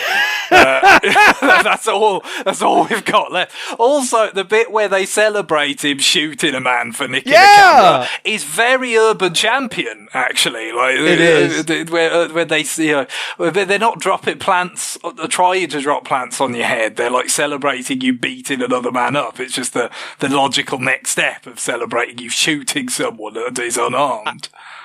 I feel like, honestly, Rockstar should get the Death Wish license. You see, I feel like the window in time for that was like when they did the Warriors and all that kind of stuff, and it's like, it would have been. And sadly, really good, that was this. I think the Warriors game is like quite well thought of, isn't it? And it is. That is such a video gamey movie. I'm sure we touched on this when we did the Streets of Fire Patreon episode. Like the for whatever reason, Walter Hill, the director of that and Streets of Fire, like he had these he did some very gritty movies, like very kind of like real life type, like Southern Comfort. But on the other hand, he had these ones where like very like abstracted from reality, stylized type things, which were like absolutely simpatico with a video game kind of ethos. So Warriors got it, but we didn't get Streets of Fire, even not officially. I mean, we had video games that were inspired by it, like River City Ransom and Final Fight or whatever. But, we could, if that window of like, well, Rockstar's got money, they've got the juice and they got the money to spend on like this sort of like not exactly what we'd think of as AAA, but like quite a big budget thing. Like, you could have had quite a few things, but it came and went, didn't it? We had The Godfather, we had Scarface, we had The Warriors, and that was about it. I just feel like their writers would be really good at creating, just turning the moments of the Death Wish series into missions. That's true. If we had Paul Kersey's Greatest Adventures, like Indiana Jones, and we just had, exactly, all the movies melded into one, isn't it? And so, like, the first few levels, you'd be like, it's a bit tame, isn't it, this? I mean, he's just like riding around on a subway, and it seems like he kind of wants the muggers to kill him in some way that may or may not tie into the title. But then once you get pushed past that into the second one, all of a sudden a whole world of just like, no, he's just, he's a psychopath. He just wants to kill everything. Is the fourth one the one where he uses an anti-tank RPG in a building? That's the climax of 3. That's the climax of 3, okay, yes. Because what happens is the villain, like, emerges and he gets plugged. And of course, it's like, okay, the villain's been shot, it's fine. He pops back up, as was almost mandatory in the 80s for the villain. And then he sort of brags, like, bulletproof asshole. So then what does Bronson go, well, you know what it isn't proof to? It's rocket proof. Yes. You ain't rocket proof, baby. Yep, and that is the end of the movie because the hive mind cannot function. Right, that's where it ends. The hive mind can't function once this man has been blown up. So, like, again, very video gamey. As it just keeps arcing down the narrative, because you could have the video at the end of when he does the camera scene. You could have the scene where everybody leans out their window and claps. I think Rockstar's writers would nail that. Yeah, definitely. But the thing to keep in mind is that Rockstar doesn't make a game where they can't have an online mode afterwards. So imagine Death Wish Online, where it's just the Death Wish world, but all the characters are Bronson. Yeah, well, it's like everyone's trying to out-Bronson each other, isn't it? Like, you just hear of, like, crime happening in city and, like, 9 Bronsons all rush to the scene to be the one to most Bronson the situation. Oh, it's perfect. It's like somebody hears of there's like an announcement that somebody's got a Browning machine gun and everybody's trying to race there to be the first one to claim it. I'm just like, I see an opportunity. I see, and look, we already heard from earlier in this episode, we can create new dialogue for Charles Bronson. Yeah, dude, I mean, I don't know what they were using for those Death Wish films, but it wasn't very naturalistic, shall we say. Yeah, it already sounds unreal. It may or may not have been a bloody drinking bird next to a typewriter. I mean, we don't know. John, do you got one? For a movie that I would like to be turned into a video game. And I mean, he said action film, so that's true. That's where I was trying to stick with it. I missed that part. There is, I think there's probably more interesting stuff that's not action films, but that's, I'm going to make a fried green tomatoes movie, a game. Did they ever actually turn the Schwarzenegger Commando into a video game? They must have. Again, that seems like... I think there was an NES game such a video game sensibility. And again, the director in that case, wasn't it? It's the guy that ended up doing the Street Fighter movie. And Running Man and stuff totally had, or if he wrote, I think he might have written some of those films, but then directed Street Fighter the movie. D'Souza, anyway, that chap, and he clearly was very fond of doing, kind of these video game adjacent concepts. I mean, the Running Man is very squarely in that, isn't it? I think the problem is that Capcom had already made a game called Commando. And executives weren't going to be like, we're not going to make a game based on Commando and not call it Commando. So they just didn't. Yeah, Sega just did their take on Commando, but with the Rambo license. Right. It was very, very much like Capcom's game, with or like Ikari Warriors, there's quite a few of them. That concept, obviously, the kind of top-down shooter like that, but they went with Rambo. All right, well, I think we're going to take a break here. When we come back, we're going to do a little bit of listener mail. We're going to try to keep the episode a little bit shorter this week, so listener mail, I'm sorry, new business. So please stay tuned.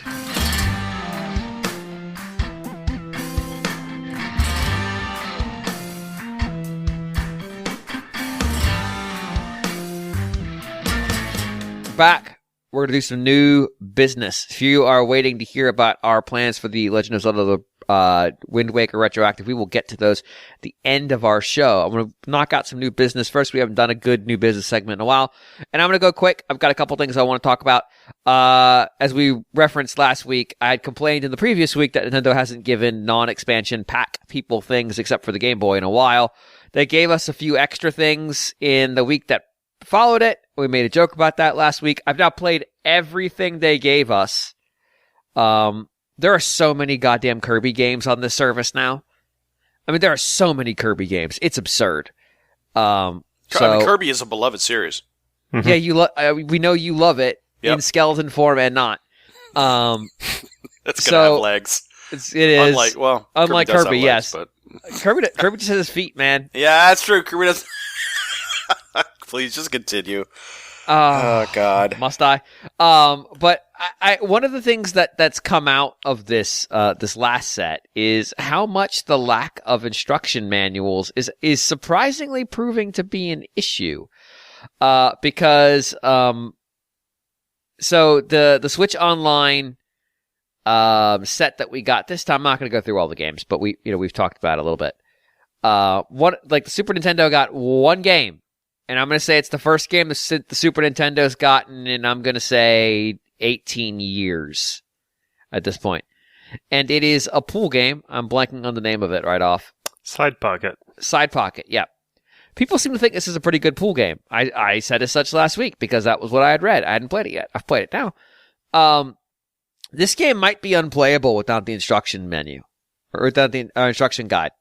Because I know I can change how I hit the ball, like the position where I hit it, like to put topspin on it or whatever, but I can't figure out what button to press to do it. I've tried everything. There's a gauge, so I know it's there. I just can't figure it out. Normally, I'd go to the instruction manual, but they don't have digitized instruction manuals, which would be super useful if they did, because I could just pull them up and look at them.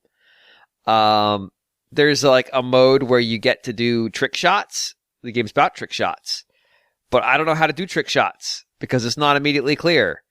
And so I could just never clear the trick shot stages, including the entire trick shot mode where I'm stuck forever in level 1. So yeah, like some kind of documentation, I think, for these expansion pack game, or not expansion, these Switch Online games is kind of a necessity, because they're not all, especially some of these older games, they're not all immediately self-explanatory. I don't remember what the NES game was, but I played it too, and I remember walking away thinking like, eh. So yeah, it's fine. Actually, no. Well, there wasn't an NES one. There hasn't been an NES game added since May 26, according to Nintendo's website. So it's been a while. And then on Game Boy, we got you know what it was. Burger Time. Burger Time, which I played a lot of, and it's fine. And it's Burger Time, is what it is. And then we got another Kirby game. Kirby Dreamland 2, I believe. And it's also fine. It's the one with the animal friends.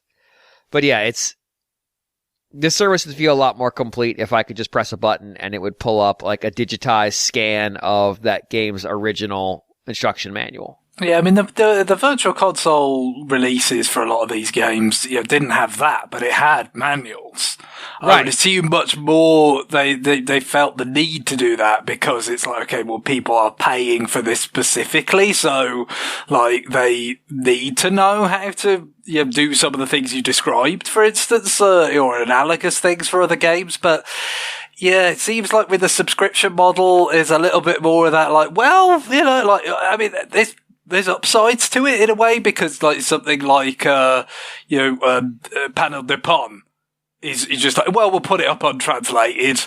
People probably, some people might kind of struggle to sort of wade through the various menus to the different modes or whatever, being as that's the case. But there isn't such a kind of, imperative, to avoid people complaining about stuff where they haven't actually spent money on that per se, specifically.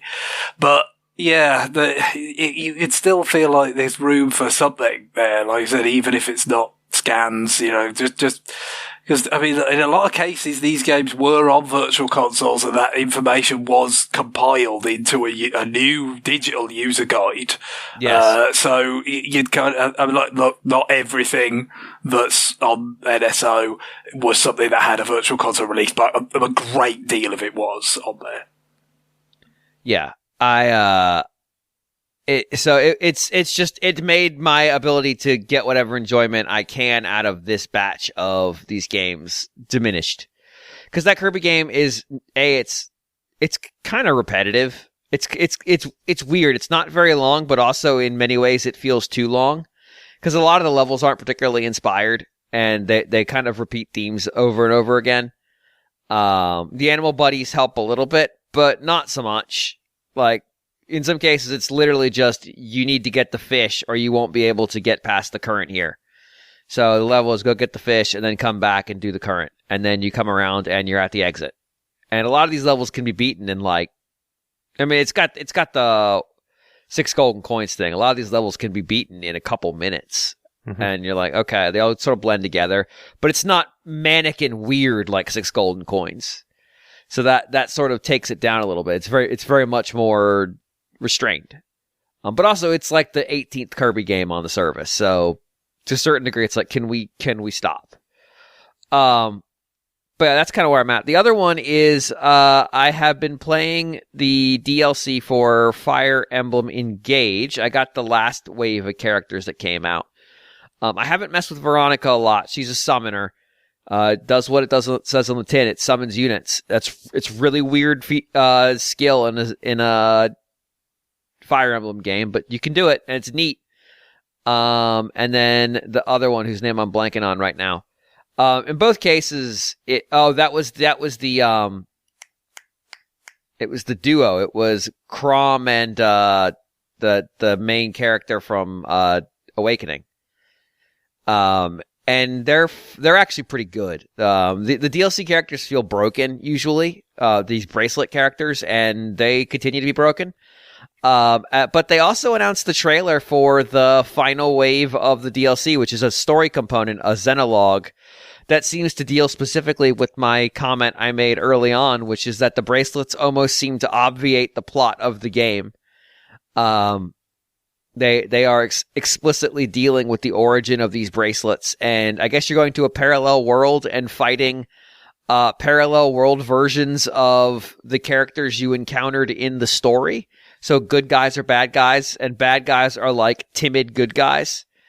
So that'll be interesting, but I wanted to point one thing out about it, which is that thing's scheduled to come out in early May. So was it early May or was it early April? It was early April, wasn't it? April 5th. So it's coming out in like a week and some change. This game was announced in September. Xenoblade Chronicles, Fire Emblem Engage was announced in September. It has come out. It has had it will have had 4 waves of DLC. In the same time, Xenoblade Chronicles 3 came out July 29th, 2022 with its first wave of DLC on launch day. We still don't even know when the last wave of the DLC is going to come out for that game. We've got a trailer and some stuff. So Fire Emblem will have come out, had all its DLC, and concluded, or be announced, come out, have all its DLC, and concluded in the time that Xenoblade Chronicles 3 is releasing DLC. That's impressive. It's impressive for both parties in opposite directions. So good for them. I'm not super hyped up on the DLC that they've announced for Engage, but it's interesting at least. Like, it's story content, so I'm interested to see it. But Xenoblade Chronicles 3 DLC is a long and winding road by comparison. It's not Mario Kart DLC, but it's a pretty long road. So yeah, that's kind of what I'm up to this week. Hopefully I'll be able to get into some better stuff coming up, but that'll do me for now. John, what have you been up to? Yeah, so I started playing, well, I mean, it was only up for a little while, but I picked up Diablo IV, the Ultimate Edition, as I tend to go all in. But I mean, Diablo 4 is I'm going to sink some serious time into that game, so. Sure. I don't mind buying it at launch and spending $100 for the Ultimate Edition. Got it for the PS5. Have some other people play with on that platform. So, but yeah, it's good. That game is very polished. Even in its beta form, the beta was up. I think they just took it down today, or today might be the last day. But yeah, so I got to sink a little bit of time into it. Playing as a barbarian. It's interesting because coming off of Diablo 3, I played a ton of Diablo 3 across every platform out there. And Diablo 4, okay, first off, the game looks incredible. All of the environments are so detailed. And I mean, if you've never played a Diablo game, it's kind of an isometric viewpoint, so you're looking down at the play field on an angle, sort of thing. And you're going through, towns and frozen sort of wastelands and that kind of thing, killing monsters and building up your character. So it starts you off in this kind of frozen area, which is pretty cool because one of the criticisms of Diablo 3 was that it was kind of too. It was a dark game, but the environments were fairly bright for the most part, which sounds kind of funny saying it out loud, but that game got a lot of heat for not feeling like a Diablo game, like not being dark and gritty, and almost horror themed kind of thing. So much so that the developers hid like this, or did like April's Fool thing, or maybe like the I think they actually hid in the game like a secret room where like it's full of unicorns and rainbows. Yeah. Yep. That was the one thing that was criticized in Diablo 3 was there is literally a bridge that you walk over where there's a waterfall underneath it. And as what happens when sunshine shines through mist, they had a little rainbow there just representing as atmospheric. Well, people just lost their minds. Oh my God, rainbows have no place in Diablo. What is this? Blizzard has lost their way. Diablo has lost its way. It was ridiculous. But I love Diablo 3. I thought it was really good. But this one is definitely, they've taken it in that kind of more of a gothic horror direction. Everything is very, very dark and foreboding. The one thing I will say though is that just in terms of the presentation of the game, like I said, it feels extremely polished.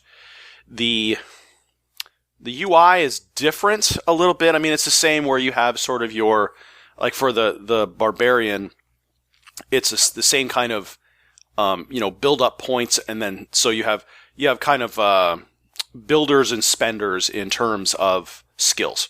So, you have one, for the barbarian, it uses fury as its big attacks, but you build that up with other attacks. So, some things build up fury, some things spend fury. And it's like that with all the other characters too.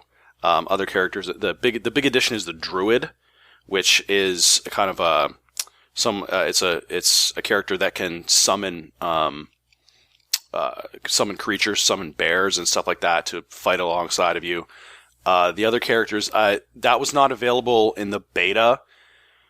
In the beta, I think you could be, I can't remember because I just obviously played one character, but there was the barbarian, a sorcerer, the rogue, which was interesting because it's no longer the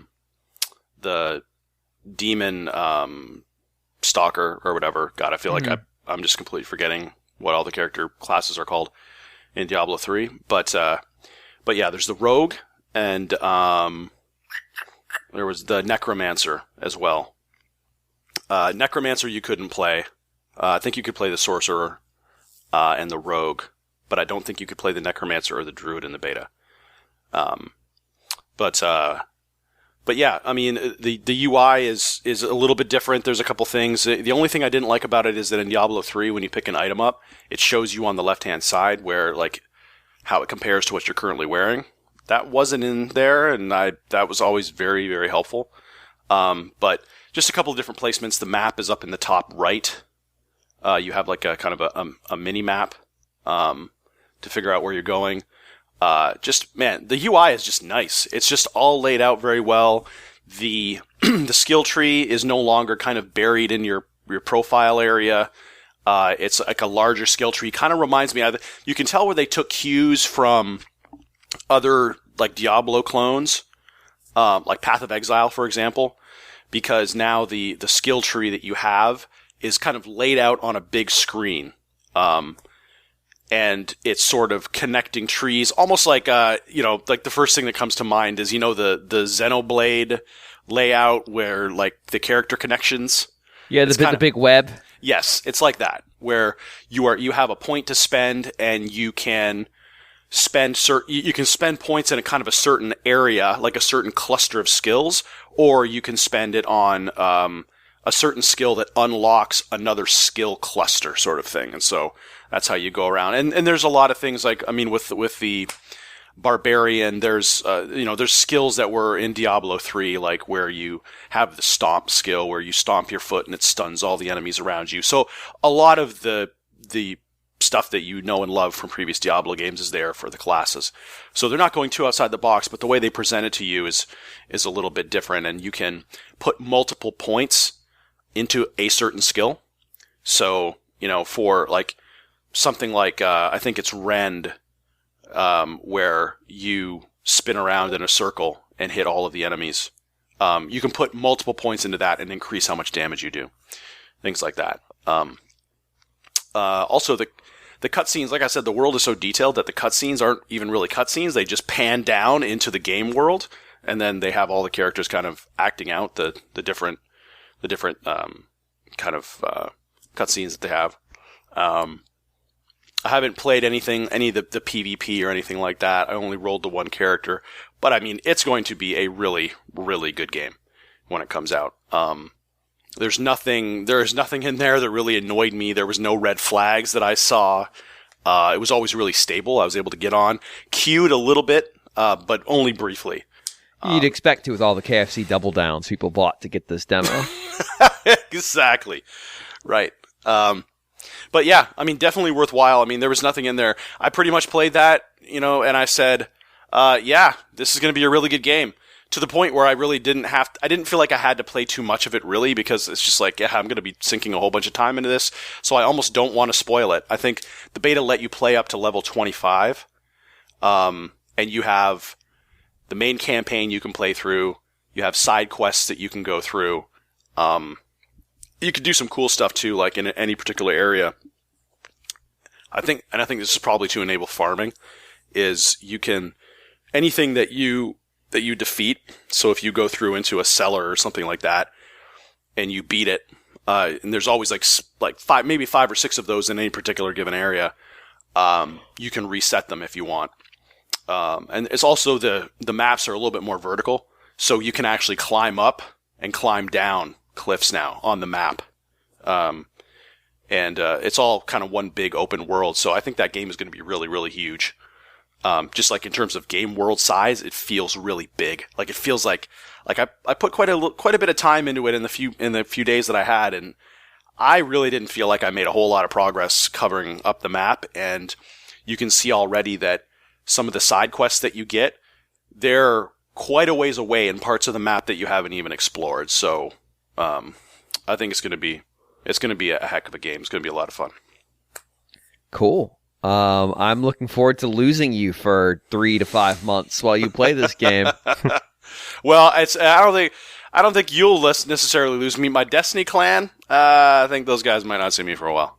Oh well, they'll survive, and then you can catch up. You think of all the loot you'll get to catch up on when you come back, though. Yeah, absolutely. You'll be so many. I can't remember what's the name of the gear level in that game. Well, I think it's now actually called power level.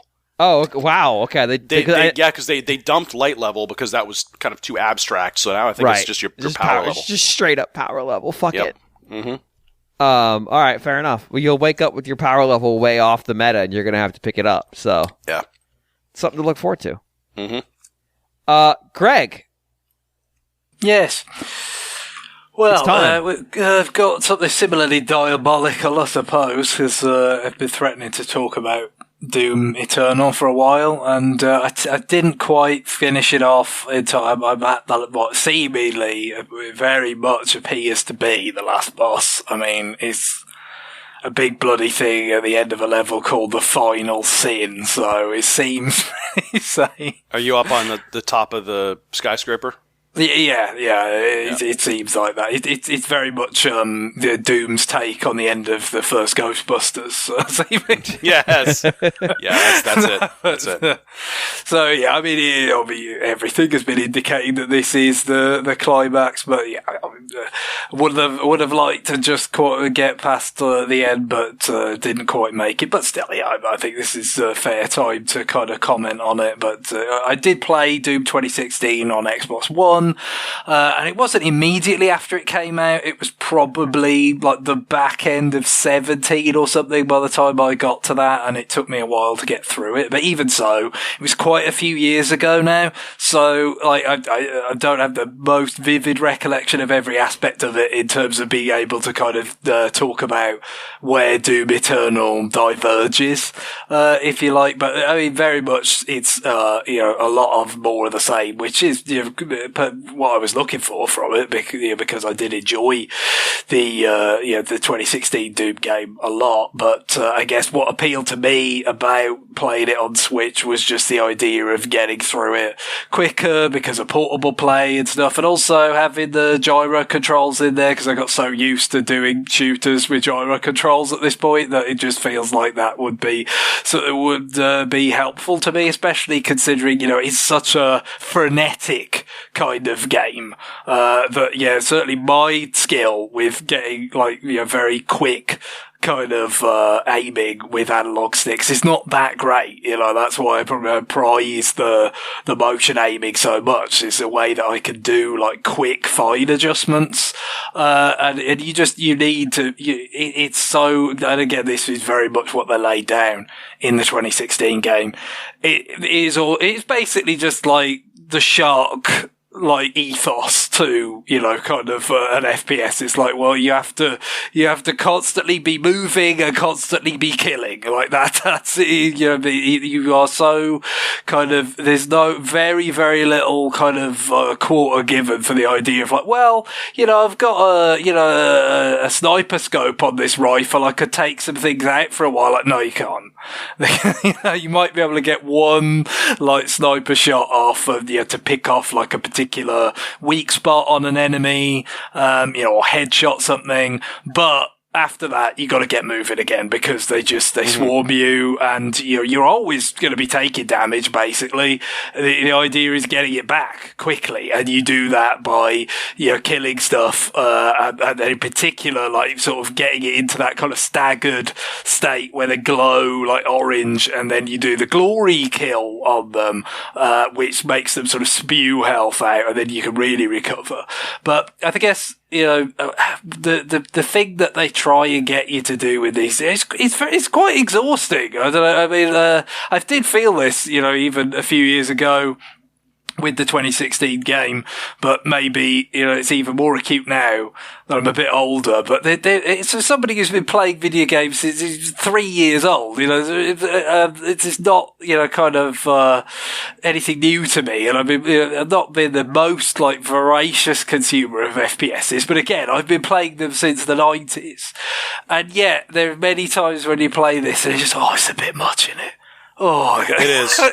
It's a lot because it doesn't. There's when you go into some of the larger rooms, it doesn't stop. I mean, you're sitting there. You're sitting just there. A wave. Yeah, it's just like you're sitting there with a white knuckle grip on your controller, just kind of hitting your spots. Like you kill an enemy, get health, get armor. Kill an enemy, get health, get armor, and you're just doing that over and over again. And then they throw more enemies in. It just keeps and then you kill them, and it just keeps going. And then there's even bigger enemies that come in. Oh the really big ones, and what they keep doing, and I think this is what kind of makes it work. I think in terms of it not getting too repetitive, even as it also does feel like, good God, like this is an onslaught, this is exhausting. Is like it always essentially rewards you and is really trying to kind of get you to constantly mix things up. Like that, don't rely on one type of weapon. Don't rely on one type of thing. It's like you've got your melee component with the blood punch. You've got the grenades. You've got your flamethrower and all that. And it's like, well, if you set stuff on fire and kill it, it will spew out body armor. If you stagger stuff and then do the glory kill, it spews out health. And so it's always like just keep. And the other thing is like you pretty much have to deplete all your weapons before it sort of like prompts you to use your chainsaw if you haven't got the full like insta kill chainsaw fuel to like replenish some of your ammo and all that. So it's trying to get you to just use everything in your arsenal, which is a lot when you add it all up, all the kind of melee and glory kills and flamethrowers, grenades, all the guns, the secondary modes on the guns. I mean, it's a dizzying amount. I think you could, in the heat of the moment, it's easy to forget, like, well, I could have done that, couldn't I? Sometimes when you do end up finally dying and thinking like, yeah, I should have just whipped that out and kind of taken care of that particular, like one of those big enemies, and then I might have still had a chance. But the thing about it is, for as much as like it can overwhelm, it's designed to feel overwhelming clearly and all that. Like what I do like about it, because it is so predicated on like there's almost always like the lesser enemies about to farm for health or body armor and all this kind of stuff, is like you're never out of it. Even sometimes when it seems really grim, like if you could just stay alive a bit longer and keep moving and find maybe something, like you still have a chance to turn what seems like a bad situation into no actually, like I'd say for instance a particular kind of battle, an encounter, like I've struggled to beat a few times. Like sometimes the time that you end up doing it, like just started off really crappily, and you kind of felt like, well, this is doomed. But then you end up turning it around. And again, what it reminds me of is a weird comparison to make. I think some of this is just the sort of visual language of the glowing like orange and blue that enemies have as that you glory kill them and stuff. But like Castlevania Lords of Shadow had a similar feel to it with its combat, because like you had two sort of styles in that, in terms of you could either like use like a buff on your damage, or you could like make your the damage you do heal you. And so that was a similar thing in terms of like you could have a battle where it's like, oh god, I've taken this much damage really early on, but it wasn't just irretrievable. Because, like, if you had a good run using the kind of combat style where you got your health back, like, you could, like, make up for it and still, like, come back and win.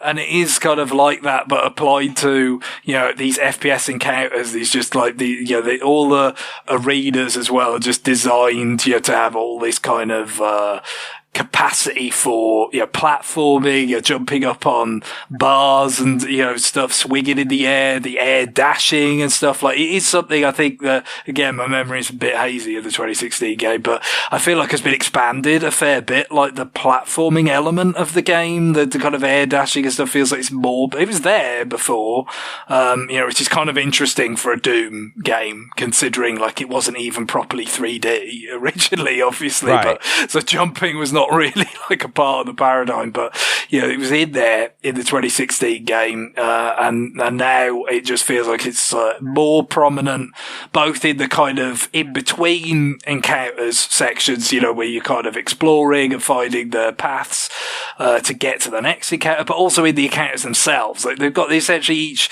encounter tends to be almost like its own playground, and like I say, you just got to keep circling around it, keep moving, keep finding ways to just buy yourself time to find more stuff, to pick off an enemy. You have to get good at like, okay, I'm going to shoot this enemy with a particular weapon in a little burst that will not kill it or immediately, but will stagger it for that glory kill to kind of fill up your health, and then we can get back onto like dispatching things as quickly as we possibly can to try and survive. So yeah, it is very familiar, but I think the best part of playing it on Switch and playing it portably, other than kind of the motion controls I do like, and I think they work well for me in a frantic game like this, is that just having fewer like long gaps between kind of the game, you know, because it was playing it on console or TV, just didn't play it as sort of in a dense fashion, and it was very spread out. And the thing is, even just playing this now,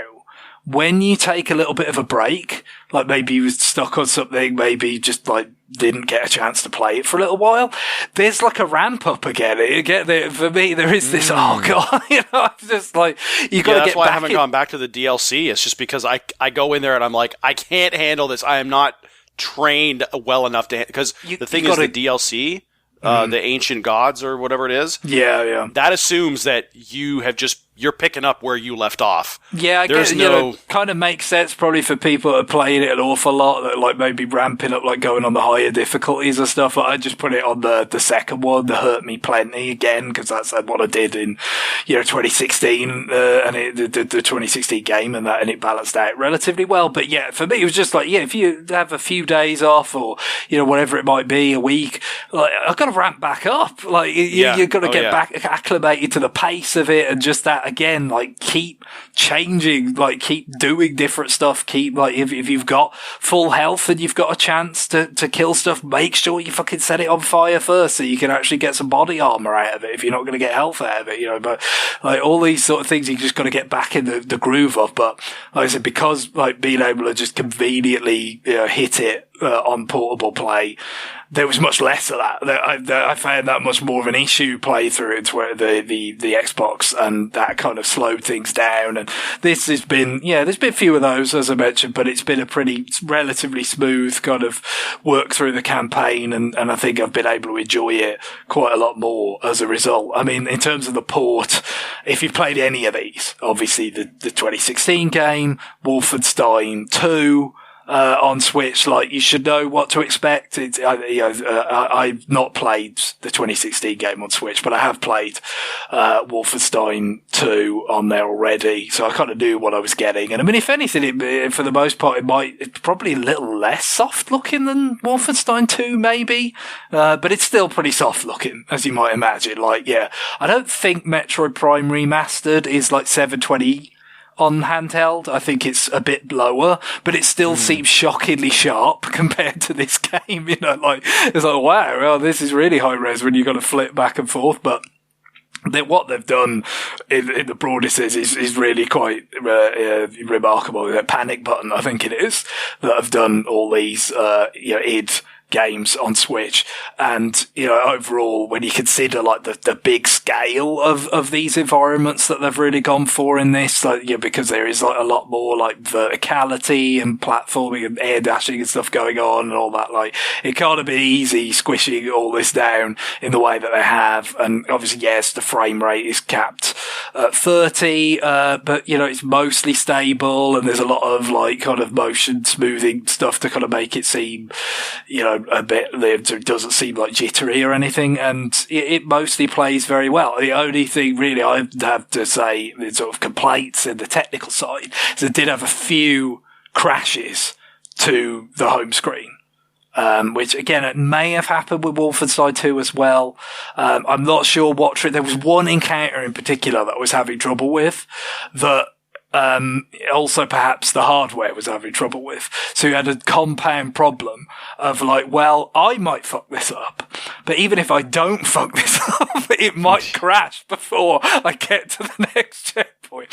So that wasn't that fun, but it didn't last too long. I was past it before too long, and that was that. And outside of that one particular guy, I don't know what it was about it that was really setting it off. It's probably happened once. Obviously, I mean, I'm playing this sometime after its initial release, so I have to believe it was already kind of been patched, more than a few times probably to try and address some of these bugs. But yeah, clearly some survived and they're still in there. But overall, a really kind of, enjoyable way to have. It's a sort of occasional like dalliance of mine to go through FPS campaigns. But I did want to do this for quite a while, but it's probably for the best that it's taken me until kind of doing it on the OLED Switch and stuff, because it does like to work through the battery pretty fast. and like where my battery on my original Switch had got to, because the original Switch battery was not that great to begin with. But when you'd had it for 5 years and, really kind of used it rather heavily, the battery, was even less kind of, capacious at that point. So yeah, with this, you notice how much it drains it compared to doing other stuff on the system, especially because a lot of the time I'm playing like, the NSO apps or whatever, which probably don't deplete it very much at all. But yeah, it's, with the screen size and the brightness and the battery bigger, it's been a really quite a good way to play through it. And I mean, there's probably a few times towards the end where, kind of they've eased off on like introducing new enemy types a bit. It kind of feels like you've got to the point where you've seen the roster of enemies, and the tricks that they've got up their sleeve, for encounters, to that point. And, you kind of just doing it again at this point. So, there's a little bit of fatigue there, although, some of that's by design. Like that is very much what this game is trying to achieve. And it does succeed in that, I think, rather well. But I think it's a pretty nicely designed campaign, and I kind of, for me, like all the extra stuff, all the kind of hidden things and all that, like the toys and the vinyl records and all that. It's like I haven't found that many of them, but I kind of appreciate that they're there. It's kind of nice to know there is more to these levels, and occasionally I kind of just something catches my eye, and I do find some of these secrets. So it's not something like in Metroid where I'm just like completely compulsively trying to find everything I possibly can, but I still feel like it adds something of value, even though at the same time, like they're really, and I'm sure this was exactly the same in the 2016 game, very aggressively highlighting the critical path with the green lighting. It's always sort of, it's similar. Uncharted 2 had like red things, didn't it? For like, when you try to pass out like a platforming challenge, it's like, oh, well, there's a red block in the, wall. So that's where you got to put, it's like everything into, you can have this big open space, as I said, like the dilapidated buildings and all this, but there's just always look for those little green lights, and it's just breadcrumbing you along the critical path. So kind of, you have these secrets and stuff that add to the feeling of like it isn't just a corridor like old Doom, but at the same time, like if you want to just kind of get down to business and make progress in the main kind of campaign part of it, you can do that. It's very take it or leave it, and I like that for the most part. Cool. All right, Guillaume, do you want to talk Lego? Very quickly. Okay. I'm still playing that game, and so we made it to the Lego Star Wars, to be clear. Yes, playing Lego Star Wars, the Skywalker Saga. So we played through the original trilogy first. Now we're in the prequel trilogy. Immediately less interesting. I'm sorry, I just don't like those movies very much, but also like the game seemed to, maybe it's just my subjective opinion, maybe I'm just bringing into the game, but the jokes just got flatter. They didn't really land. So now we just finished Attack of the Clones, and it's, I don't know, maybe it's just an impression, but like it seems like they're taking the piss out of it by making the characters sound stupid on purpose, which they were doing for the original trilogy, but because this is a movie that I find stupid, I'm like, oh, they're doing this maliciously now. Surely, like I can tell that the actors are making fun of Hayden Christensen right now, Whereas, of course, they were treating Mark Hamill with the most utter respect. Right, you got a white glove Mark Hamill. Yeah. But yeah, so I remember Greg said that there were a lot of Alec Guinness impersonators in the UK, or like people doing his voice. It's just something that, I can think of multiple people that used to do. This is the sort of thing that I would see on TV in the old days when you didn't have that much choice over what you watched. But like people like Rory Bremner or John Culshaw, these names will mean nothing to you, of course, but they were just like entertainers that specialised in impersonations. A lot of the time, a lot of it was political. Kind of just current events. So, when John Major was Prime Minister or Tony Blair, but if they would just slip in a bit of Alec Guinness, because presumably it was just like something they'd probably perfected when they were younger, because he was just such a, kind of, icon of the British theatrical establishment, and a screen legend as well. But it was just like, you gotta have a functioning Alec Guinness, or what kind of self-respecting impersonator are you? So I can say that Ewan McGregor, his impersonators don't, they're hardworking as well. So that's the thing. I mean, the chap that does the Obi-Wan voice for Clone Wars and stuff, like, he must have done like as much, way more Obi-Wan than Ewan McGregor ever did. Right.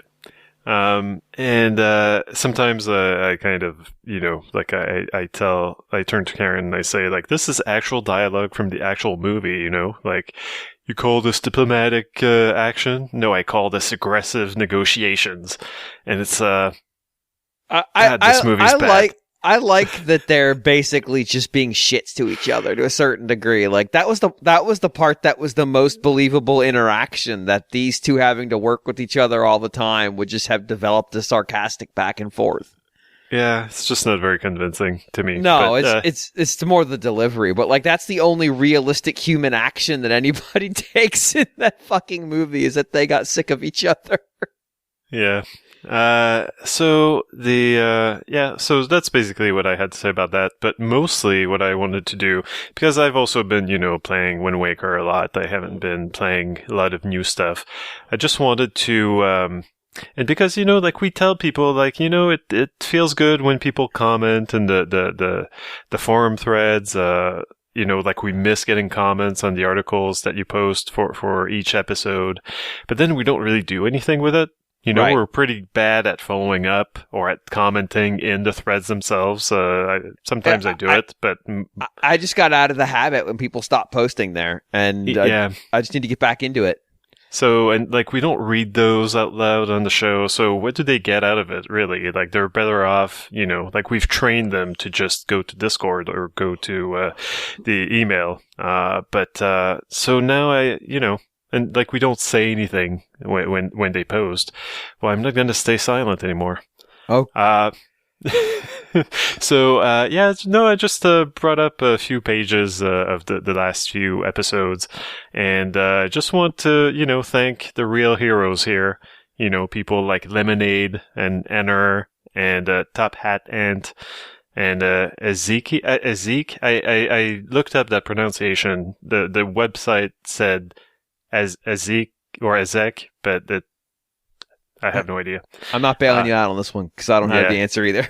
Yeah, and so all heroes commenting on our forum threads, and you too can be called a hero. Yeah, and then like you get Morning Shark, who just goes on a strafing run. That's Xander Morningstar. Yes. Yeah. Who comes in and just bumps like 3-4 threads at a time.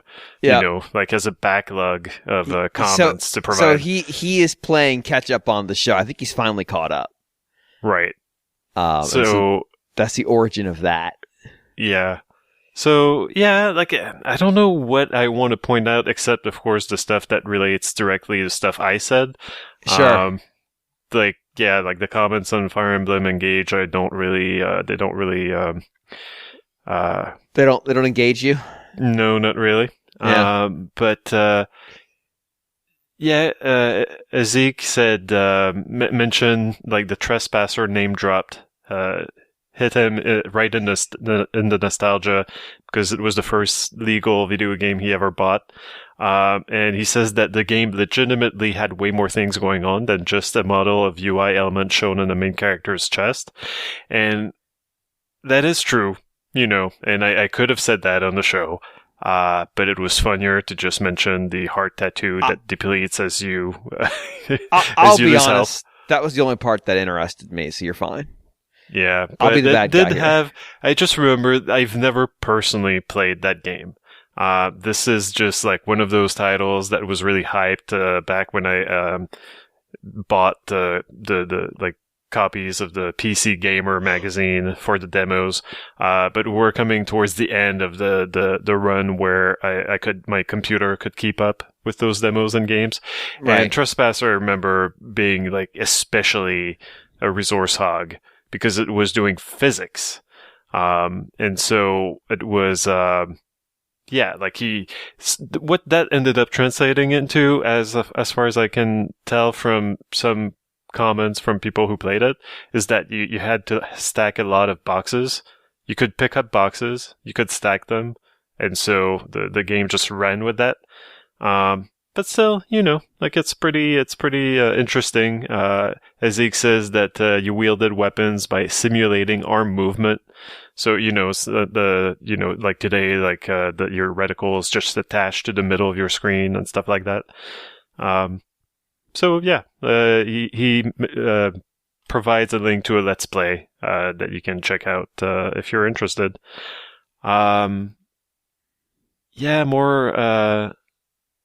comments from Morning Shark, who just never really got into Metroid Prime, but now with remastered, played through it in a single weekend, and I was playing through the rest of the games that he missed out on, like with Super and Fusion and Other M even. So he also would have been really young when Metroid Prime came out. Right. I can't just keep mentioning just it's Morning Shark. It's fine. He really did comment on all of those. He went wild. Yeah. Top Hat Hant said that the direct talk was very interesting. Says that calling it a communal event is absolutely correct. He agrees with my point that the pre-direct discussions are getting old. And then you've got Even B, who says that he's surprised also by the reactions, the outsized reaction to the directs as well, because they're so freaking predictable, because they do follow a schedule. And so he doesn't understand why people are screaming, like, when is the next one? When we usually know when the big major ones are. Maybe we don't know when the indie directs or whatever they're called, are, but... the Mario movie directs. Right. But the main ones, they're pretty consistent. So just wanted to, shine a spotlight, I guess. We see you. Yeah, we do. We read them, even if we don't immediately respond to them. And thanks for commenting. Thank you. Yeah. Speaking of commenting, Legend of Zelda Wind Waker retroactive. We've been talking about it. We've been planning it. We've been going. Problem is, we've been struggling to get gameplay in. So here's the plan. Next week, we are going to do a part 1 of The Legend of Zelda, The Wind Waker retroactive. We haven't done part 1, part 2 of a retroactive in a long time. We're going to keep it relatively limited to start with, because John and I have both had stuff going on, so it's been hard for us to get time with the game. We're going to try to focus on basically that first wave of dungeons you get, and talking about the Wii U versus the GameCube version, because we're all going to be playing Wind Waker HD. For me, it's really the first time I've played it. I've had it for a while, I poked at it a little bit, but I haven't really played it. So that'll be good. And then when we come, so Guillaume is then going to be leaving for the month of April. We will miss him. I will try to book guests so we don't do 3-man shows all the time. But I probably won't, because I'm an idiot. But we'll do, maybe I'll get, Horsefoot Johnny on. We could do that. We can make fun of his hooves. I'll reach out to a Grandpappy Gamer to see if Grandpappy wants to bless us with the wisdom. Can we get any skeletons? But he's a big fan of skeletons, by the way. Oh, good. But when Guillaume comes back, which will be in May, we will do the second part of a retroactive, which will be the full deep dive on Wind Waker, the game, its history, all of it. We're going to do it all. So if you can get some comments into the talkback thread, which you will find in the article for this show, which you should read because I do write them for some reason. You can post your comments there. You can try posting them in Discord. Might not see them. Or you can email them to... Greg, I haven't asked you in a while. What's the email address? rfn@nintendoworldreport.com. It sure is. He answered the call. I respect that. You know what else they can send to that email address? Their AI-generated podcast featuring us? No. End music for the show. Yeah, that's true. Yeah, requests are certainly welcome. We won't be using one on this occasion. I did have to think, why wasn't there ever a face-off game that I'd heard of anyway? When you talk about action films that was there a Broken Arrow game? No. Not enough John Woo is the what I'm taking from all this. I think the plot density was so high on those films that they just didn't feel like they could accurately. Hard to translate. You don't want to sort of break the sanctity of the face-off plot. What was the game that was like a sequel to Hard Boiled? Ooh. Oh, there was a John Woo game. Oh my man, god! What was it? There is a John Woo game. Yes. Yeah. I just can't remember what it's called. But I mean, again, with something like that. Yes. Like Kramer versus Kramer or Philadelphia. Something with the big plot density of that. You're not going to make a Broken Arrow game. It's a hard target as a battle royale. I mean, it is right there. It's right there for you. Yeah, I'd be in favour of that. I feel like it's underrepresented because they just always dealt in such exquisite contrivance, John Woo. That it seems like a waste not to have video games based on his work, or at least more based on his work. As we record this, it's still a few days away, but the eShop is closing. It probably will be closed by the time a lot of people hear this, or it will shortly be happening imminently for people who listen to it as soon as it goes up. But I went through and thought, let's have a look at all the various eShop themes that there were over time. For closing music this week, and it's quite a lot actually. When it got going, they freshened things up, quite often actually. Some of those middle years, I think the early days, it kind of stayed the same for a while, but after that you had seasonal stuff. I think there are multiple Christmassy versions of eShop songs that they had at various points. But yeah, the one I'm going for is from April 2014, as best as the internet can pin it down anyway. Just has enough of that kind of, slightly wistful kind of quality that seems appropriate at the moment that it is, being closed down. But yeah, there's a decent range of these over time, some calling back to the Wii shop channel stuff, and it was something that seemingly had a effect, or just some that seemed to riff on each other as time went on, so it just seems like quite a lot of thought and energy went into this stuff, which, a lot of the time you might well be navigating these shops with the sound off, to be honest, especially, if you're agonizing over things like some of the things I've done in the past, few weeks, past a certain point, you'd probably be for the best, frankly. As nice as the music is, you're going to only hear it so many times, but, this one I feel like is an appropriate choice to, send it off. Excellent. Well, on that, it is time for us to go. Bye, everybody. Later. Bye. Bye-bye.